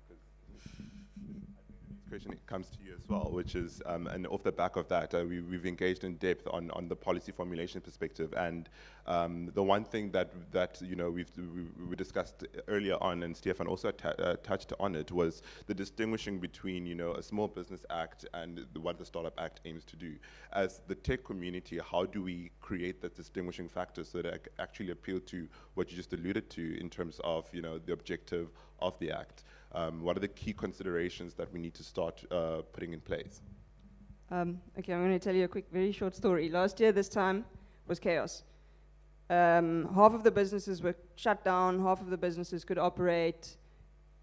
Those that were still shut were trying to say, but we've got COVID regulations in place, we should be allowed to operate.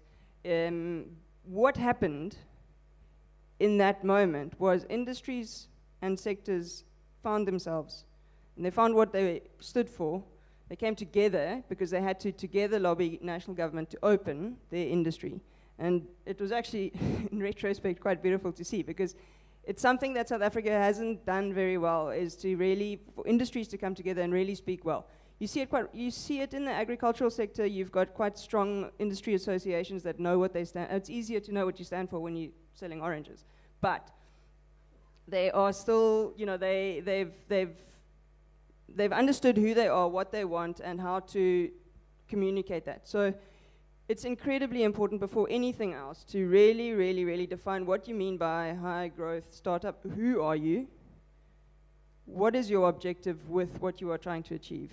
It could be that, and again, you know, we mustn't see the Startup Act as sort of the end to everything. It's one small sliver in creating the ecosystem. And within that ecosystem, there might be a lot of different sector bodies. It's very difficult to define the tech sector. But there could be smaller bodies and then a bigger umbrella body. So you could look at sort of AgBiz, who speaks for a whole lot of different sector bodies and companies at NEDLAC. So seeing what you want, defining what it is that you want, and then organizing yourself. Most of today has been saying government does nothing. So this is a very important point. They need to be told what to do over and over and over and over and over and over and over again. They need to understand what it is that you need. And the best way of doing that is really creating those industry bodies and just creating the forums to speak to them over and over again. Awesome. Thank you so much, Karen. I think I'm gonna ask the last question to the floor. But as the panelists are answering, it'll be very great to get you some of your questions. So as we position this question, please take time to just think about what it is that you want to ask. We've got 10 minutes after this session just for questions, and then take it from there. And I think just to the panel, there's a lot that's already happening in the legislative environment. We're seeing the Competition Commission's inquiry into marketplaces. We're seeing Parliament has requested, you know, Facebook's and social media platforms to come and make submissions. What do we need to also start considering now for the future when it comes to tech policy and tech governance?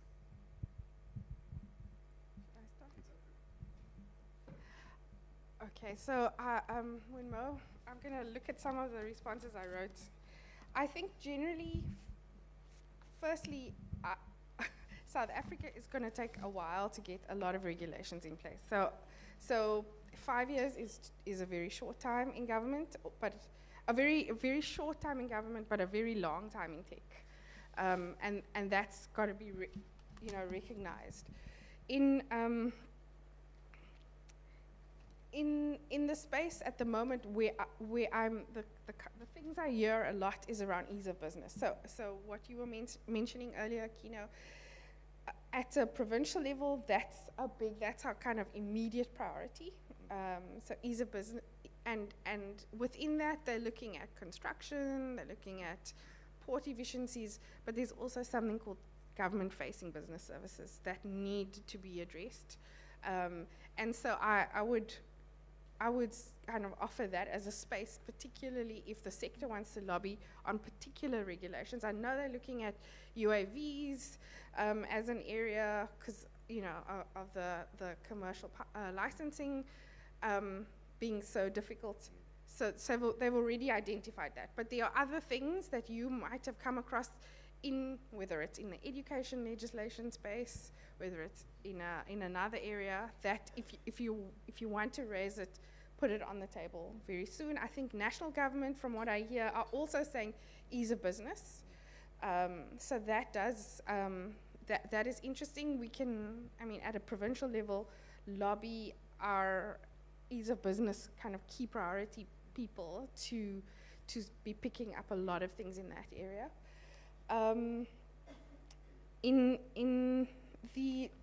I think just if we look at Poppy, things have taken very long in government. So for now, it's going to be the kind of stuff I mentioned that the National Department of Communications is dealing with, the broadband rollout. That is probably going to be kind of the next 5 years, the data policy, all of that.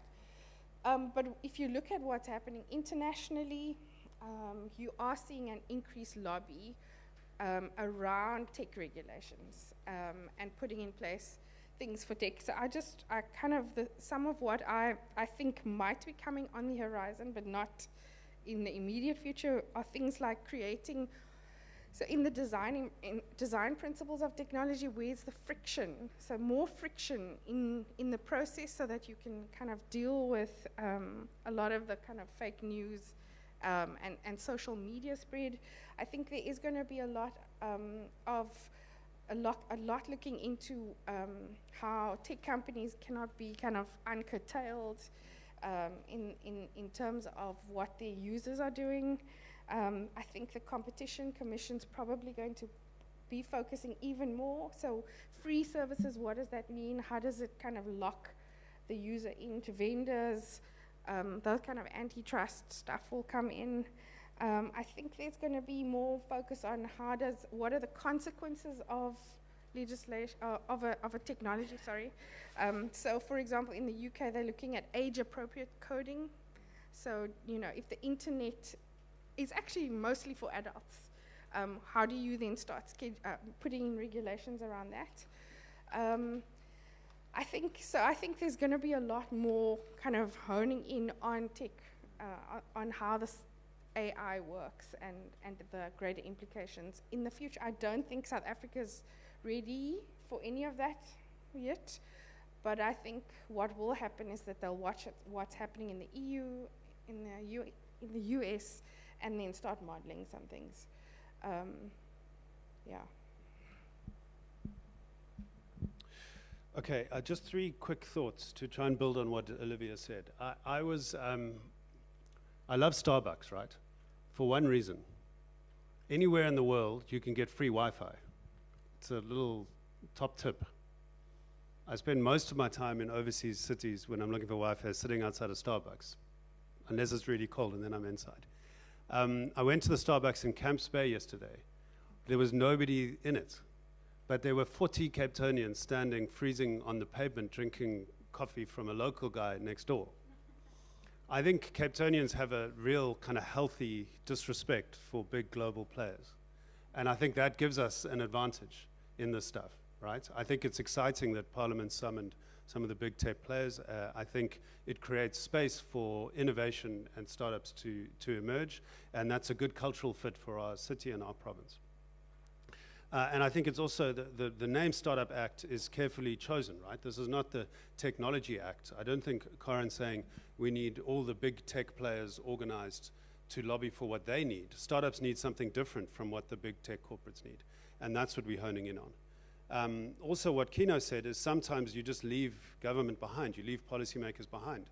Private education, the ed tech guys have just kind of disrupted old education models. You know, the central bank's now looking at CBDCs, central bank digital currencies. By the time they get organized enough to do it, we'll be on to the next generation of crypto, right? So to a certain extent, you kind of fired up your own engine in the startup space. You're just disrupting existing markets and legislative spaces anyway. But there's a whole lot that the legislation still controls that does hamper growth of startups. And that's why, as Corin said, you need to get organized and you need a much stronger voice in the lobbying space. And I think a Startup Act is a brilliant way of organizing underneath the banner. The reason why it's important, I spoke to the chairman of one of the big 5 banks about 3 years ago. And he said, well, what should we do to try and get the economy going? I said, you need to reform exchange controls. Christoph's story about why all our startups move overseas. I don't know if he was pretending not to know the impact of exchange controls on startups because the bank makes so much money out of the exchange control regulation department. But I actually believe him when he said he didn't know there was a link. He's like one of the main players implementing exchange controls. He didn't understand the impact it has on IP and on startups. Chairman of one of our big banks. So it does show there's a gap around the narrative for reform in the space. And lastly, Mo, I promised I would kick the ball to Olivia on this because it might create quite a bit of work for you. But it's worth trying to get national parliament to pass a Startup Act. At the same time, I would go to every province and every provincial legislature and get them to do the same. People forget that the provinces have legislating capacity. The Western Cape actually has a constitution. I don't know if you guys know that. We have a formal Western Cape constitution because the Western Cape provincial legislature wrote one and passed one. We're the only province that has one, I think. But why shouldn't every province have a Startup Act? And once you get the provinces competing to say, we're more innovative, we're embracing startups more than the next guy, maybe you'll get national to wake up and follow suit. At one minute. I'm going to say something very, very corny now, but you need to act, startups. So the main thing is policymakers only make policies when they're told. They need to, so another very clear thing that came out last year is the way the economy fits into each other. Everything fits in. I mean, you take couriers out of that, you tell couriers they can't operate. The whole economy implodes.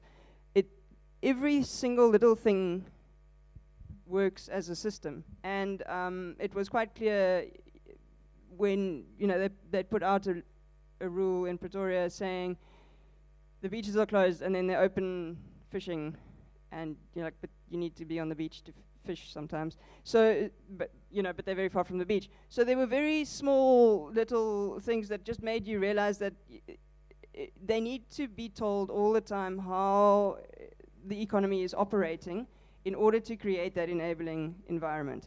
And I can't emphasize enough how, and I know the most difficult thing is finding these places to engage. It is really, really difficult to engage, and you engage with one sector of the government or one sphere of the government, and it doesn't cross over to the other sphere. And I think if there are ways that you can create those forums, if NEDLAC isn't the right place, if it doesn't work for the sector, then create a tech engagement week where you firstly define what it is you want, and then secondly you speak to them. And the government, every day everybody's going to them with problems, but if you, and what is happening here, which is very, very good, is that you're actually coming up with a solution before you go. And if you arrive with a solution rather than a problem, then you've almost won the battle. Yeah, and I'll leave it at that. Okay, great. Let's hear it for the panel. Thank you. Okay, so now to the floor. Sorry, I've got a lot to say today. Tim, tell your chairman of that board that the economy can be revived through education. Okay? I think if you look at Mandela's words about education is the key to drive everything.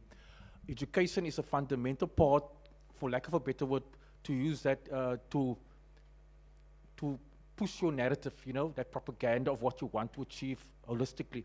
For me, if you want to pass the Startup Act, you need to look at entrepreneurship. In 2007, I met up with Naledi Pandor. That time she was the Minister of Education again. Back to them. I had a magazine that I started for career guidance, math, science, and accounting subject matter. And one of the things we identified in that was entrepreneurship. In 2002 and 2007, already up to that stage. And we suggested to her, let's push entrepreneurship as a subject into the school, part of the curriculum. Up to today, it was never done. And now the presidents and the ministers have said, the biggest growth come from entrepreneurship. They've opened subsequently a small business development division within the DTI space. That has come and is doing well. Now we have the 4th Industrial Revolution, we have digitalization, and now we're talking about a tech startup act to want to push. But yet we haven't even looked at entrepreneurship. Entrepreneurship cannot function without your startup. A startup needs an entrepreneur.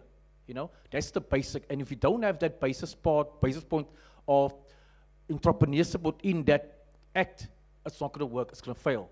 And coming back to the education system, we need to re-look and revamp our own education system that includes people to be outcome-based or hands-on and to be able to adapt a policy or plan or curriculum within a sorted time period.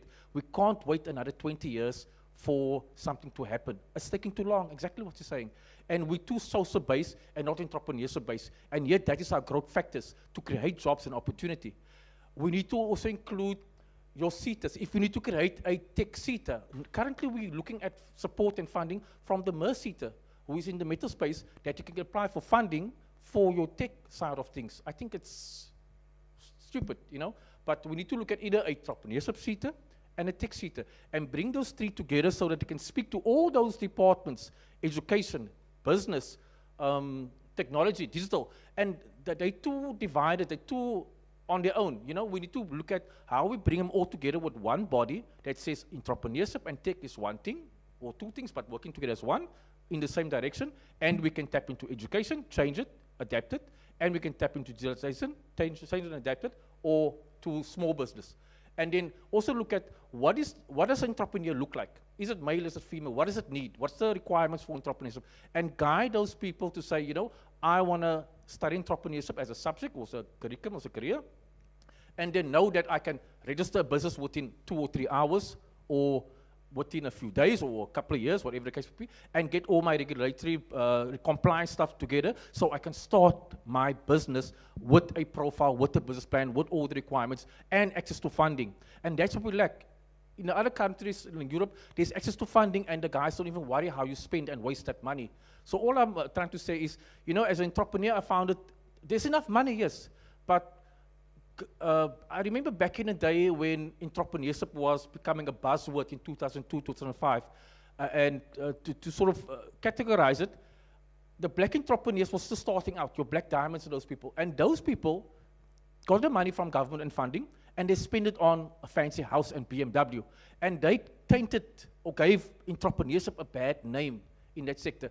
And that took the investor away to say, hey, I can't spend my money on a black entrepreneur. He's going to buy a BMW. He's not going to create jobs and opportunity. But now I think we have evolved where the black entrepreneur is saying, hey, I'm actually here to create a job and opportunity, but I don't have the access to funding anymore or availability of money to spend and not to waste, but to see how you learn from it and use your failures to drive your successes. I've failed a couple of times already, but I've learned from it through my own school of training, but there was no educational system or curriculum that supported me to become an entrepreneur. And that's what we're lacking. So today I can't go to school and say, oh, where's the entrepreneurs? Yes, we have the social guys coming, but we can't even teach them in school to become an entrepreneur. There's no entrepreneur school besides the UC Business School and the Raymond Academy, but nothing free and available and accessible for me, for the black learner, for the black child that's going to grow and develop the economy through education, through tech. Thank you. I mean, I don't think it was a question, but I think what it was a good start in terms of unpacking some of the things that a Startup Act needs to consider. Because the purpose of the panel was to work out how to get towards a Startup Act. As I said earlier, the best way forward, I would suggest, is that Act needs to tackle a laundry list of reforms that the tech sector needs to support startups. And I think you covered some of them. I would be very reluctant to call for a CETA in tech. I would probably try and come up with a more innovative way of tackling skills. The CETAs are the opposite. But yeah, you know, there needs to be a practical session, Christoph, that kind of unpacks what needs to go into a Startup Act, and that was a start. Yeah, there we go. Okay, thank you. My name is Sindile. You spoke about an ecosystem. And if I'm going to take your example, my lady on the right, you spoke about policy objective, and you use an example if it says government need to deliver food. I don't have a problem as such in terms of the legal aspect. My aspect is the problem is this. Food gets delivered to you. People are in a queue, government says, where's your plate? So if you don't have a plate, you don't get this food. Right?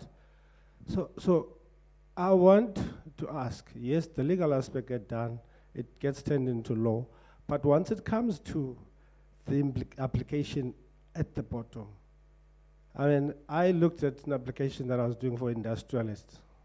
I was sweating on the 3rd page. On the 10th page, I had diarrhea. By the time I had done the 60th page, I just didn't know what was it that I was trying to apply for. Right? I'm exaggerating, but I'm trying to say, yes, let's do this, get the legal stuff done.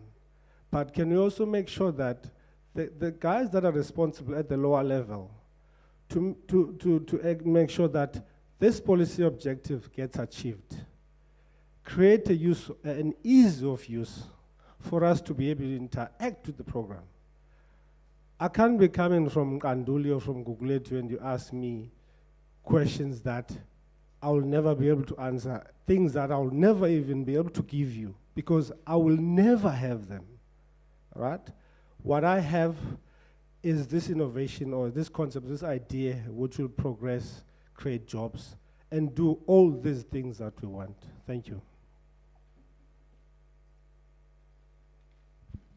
If I may just say to you, that I think, so on the one hand, earlier I mentioned that there is a big focus on ease of business. So how do we make the system easier, remove duplication, take out unnecessary regulation? That is something that has become quite a priority. At least our department is driving quite a bit of that. So I would say to you, show us where you are struggling so that we can lobby for you. My name's Kavir. I'm a former journalist, former successful lobbyist, and I own an AI company today. I've got a few points to make, so just bear with me. The first one being that I love the idea of a startup act, and it's something that I would love to be involved in. I do have a fundamental problem with that, because I've sat here now for 2 hours not knowing what the hell you guys are trying to achieve with the startup act. I see a lot of objectives, a lot of priorities, but at the end of the day, what will it actually achieve? I believe that we need more than just this rhetoric about entrepreneurship creating jobs and this being our savior and all of that. What we need to do is do what the South Koreans did in the 80s. I mean, they were an agrarian economy. We got to do what America did after World War II, what Japan, and to fundamentally shift the focus of the economy from a resource-driven one to a tech-driven one. And I don't see this coming through. And that's why people like us, there's a 90% chance we're going to move Ubiquity to France. Why? Because our president talks about the fourth industrial revolution, but when we go and meet people in France, and we meet with Business France and Paris, we've met so many people. They have advocacy programs that are funded. They have given me a 5-year Schengen visa that they will convert the day I actually go and register Ubiquity there to a talent visa. I'll have access to funding the minute we get approved by a single incubator. There's an actual roadmap. And I don't need to give two shits about this forum and that engagement and Silicon this, and I don't even know what the hell's going on anymore. Who do I need to actually speak to move forward in business in Cape Town? Now, I want to talk about the credibility of the two people there, and you can address me later or now, but I thought let's just put it there. When I listened to Tim Harris, Westgrow, last year we contacted both Westgrow and Alan Windy. So we've developed a chatbot that talks in vernacular, but we've developed a specific skill that isn't even in Africa. We can aggregate that data and analyze it like numerical data. And we can generate, and we can, through WhatsApp, we can submit and receive documentation. So things like vaccine certificates, etc., we can do that. But during level 5 lockdown, we thought it'll be extremely brilliant for policy makers like the Premier to contact everybody in the room via WhatsApp and say, yo, dude, have you been wearing your mask? Have you been going out? How many people are actually wearing masks? Have you been washing your hands? Even if they don't respond, you are driving a message across. And even if they do respond, you're able to aggregate natural language data in 5 vernacular languages. Westgrow never responded to us. The Premier didn't respond to us. And I got the distinct impression that if you're not hooked up into some ecosystem, you're not going to get business in Western Cape. So it's all good and well. We've got people from agencies talking about what we should be doing to drive legislation and a legislative agenda, when all I think, when I look at people like you, is you're blowing hot air. What are you actually doing to put solutions like we've got on the table?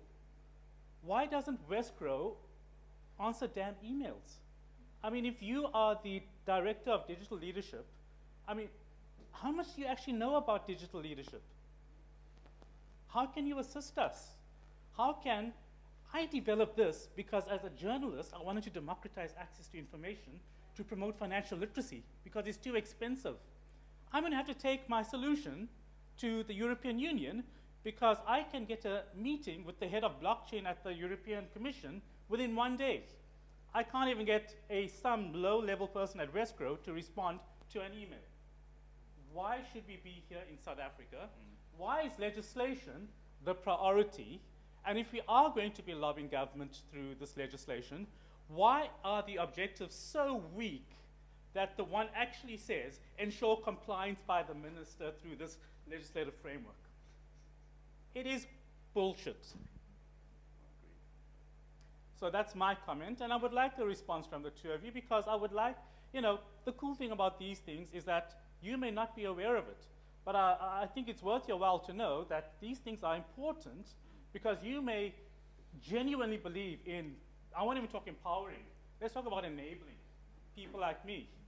But your people are apathetic. I went to West Grove, it was the biggest waste of my time. 2 emails I've got to I've got to send 2 emails to ask your guy to do what they say they're going to do. Why should I have to do that? I mean, so all I'm saying is we can all sit here and, I'm wasting an entire morning still trying to figure out what I'm actually doing in this conference, but at the end of the day, there's quite easy, pragmatic steps that one could take to get to know technologies, to evaluate entrepreneurs like myself, and to actually get stuff done. I don't think anyone knows what's required of an entrepreneur in Cape Town. So anyway, these are my points. Can I take a stab? Okay. Thank you. No, not literally. Thank you for sharing your experience. I think, firstly, we get lots of what is known as unsolicited proposals. So that in government there is that is a specific thing. Okay, so yes, but I'm speaking for the sake of everyone in the room. So we would get unsolicited. I did not see your request. It never came past my desk. But we get unsolicited proposals. Unfortunately, there is, and particularly in our environment, very particular regulations around how you deal with proposals of that nature. Usually we would engage, so I'm not sure why you were not, why. No, I'm just, I hear, may I respond, please? Sorry. Yes. So what I'm saying is that often people indicate they've engaged with the Premier.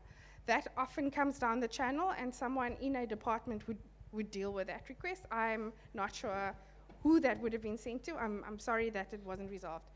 I think the purpose of this meeting is that the sector is saying, the role players in this industry are saying that there are regulations in place or no regulations in certain spaces that are hampering our competitiveness, our ability to grow. A number of those regulations are things that are handled at a national level. Visa regulations is something Corin and I have been dealing with for quite a while to lobby at a national space. At the start of the session, I said it's really important for us to understand the various mandates and kind of remit of what can happen at a provincial level versus what can happen at a national level. A lot of the kind of nuts and bolts of what is needed for the kind of scale of reform you're talking about are national regulations. And so things like IP, things like copyright, things like exchange controls, things like UAV licenses, things like visas for immigration, things like education policy, a lot of that happens at a national level. And so even we spend our time trying to lobby, and we would like to put our weight behind local tech entrepreneurs to be able to support their efforts. That's kind of...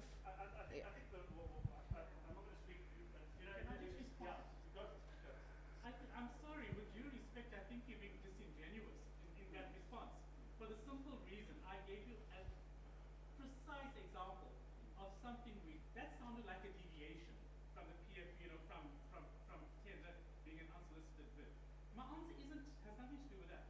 My issue was, you can sit and talk about what we need to do, but I don't think you've got the social license to do so when you don't even have, performing the simple what I'm telling you is, before telling us what to do, I think go, be introspective, and look at what your department can do to enable frictionless communication between us. We don't have to design legislation that enables you or empowers you to do so. I think that's kind of where I'm coming from. And the example is going to my company. I mean, I'm just saying, pragmatically, you guys in the public sector, in the agencies, can do stuff right now without putting the burden on us to draft some sort of legislation to empower you or incentivize you to do so. Noted. I just, I'm looking at Kabir at the moment, and he is, I swear, You may. he's fucking frustrated, right? I'm frustrated because I'm going to go to Europe. No, and I think the point that he's making is, it's good to sit and talk. It's good to say we need to do something, but one has to be hyper. Like, I think his first point was spot on. Why are we here? What is it that we're trying to achieve? It's the same thing. When we put products together and we hope people are going to accept our products and market, who that's what we're doing it for, and what do we think the outcome is going to be at the end of the day. So we need to be focused on that. And don't open up your channels and tell people to phone if no one is going to respond. Because then what you're going to have is you're going to have, and I tell you why I'm pretty thinking about this. So for my sins, I've spent a lot of time on it. And I spoke about Tim can tell you business coming out of every orifice, right? And a lot of people who phone in talk about how they try and reach government, how they try and get hold of people, how the emails that are sent are not responded to. And I think this is a big issue. Communications is a massive issue that government needs to deal with. As good as the work is that Westgrove does and the Western Cape government does, there's things that we need to do to shore that up. Or else you're going to get people like him moving to France. And I think that is his point. We've got one more question here. Tim, if you want to respond. Look, I'm genuinely sorry that nobody responded to your email, but I think it's a distraction from the major point here today, which is there's a reform agenda that can actually change some laws. You said you don't know why you're here today. You're here today to listen to what it would look like if you put that reform agenda forward, how you make your way through the legislative process, what other countries in Africa are doing. And then this afternoon, what exactly should be in that? So you say there's a simple step of things. I hope you're going to stay this afternoon and put that simple step of things into the draft legislation. That's what we're here for. I'm sorry no one responded to your email. I'll go back and check and work out why. But don't get distracted by that. Don't get distracted by that. This is exciting. This has never happened before. This is about turning a lot of talk at a lot of conferences like this into actual legislative reform. So let's take that opportunity.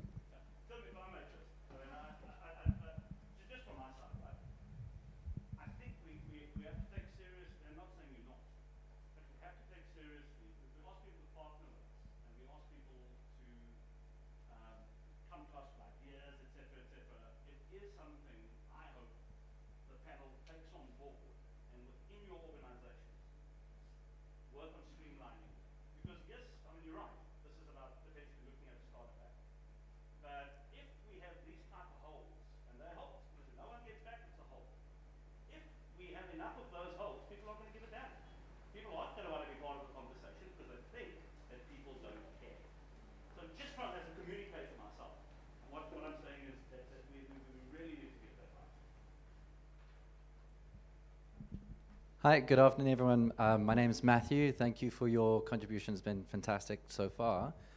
Tim, just a question for you. You mentioned there's been quite a few people mentioning exchange control approval and how that's forcing small businesses, startups out of the country.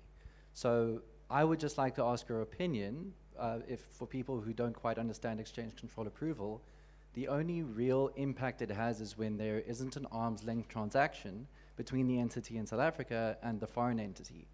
So the major impact is when, or there's no impact when there is an arm's length transaction. My understanding of it is the government regulation of foreign currency transactions that local startups are having with foreign entities, and they're being penalized for those foreign currency transactions. That is forcing those entities out of the country, or to incorporate out of the country from the outset. So is your opinion on exchange control approval that that is the issue, or is there potential scope for amending regulation of foreign currency transactions that will basically encourage local startups to stay in the country and incorporate in the country. And then ex-con approval is not an issue at all. Yeah. The problem is there's very few high-growth startups that don't have some form of international ambition on the continent or globally. So you've got to recognize that, and that includes hiring globally and raising funds globally. And so my main problem with exchange controls is that most of the places we're competing with don't even have them. So it's a sort of existential problem that if a VC is looking at funding a firm in South Africa versus one in Chile, they look at the exchange control regime, they're like, why do I even want to start understanding that? It's just much easier to fund the guy in South America. And that's the problem. It's that we've created a class of capital controls that very few countries still have. I mean, we are reforming them slowly, and some of the reforms you've already mentioned, but they just shouldn't exist. That's my problem with it. The other element of companies relocating, we've heard a bit about it earlier, is that sometimes, particularly the European countries, throw quite a lot of money at startups, right? And our only response to that, we don't have the funding we can't fight the French or the Dutch with the money they'll give startups to relocate.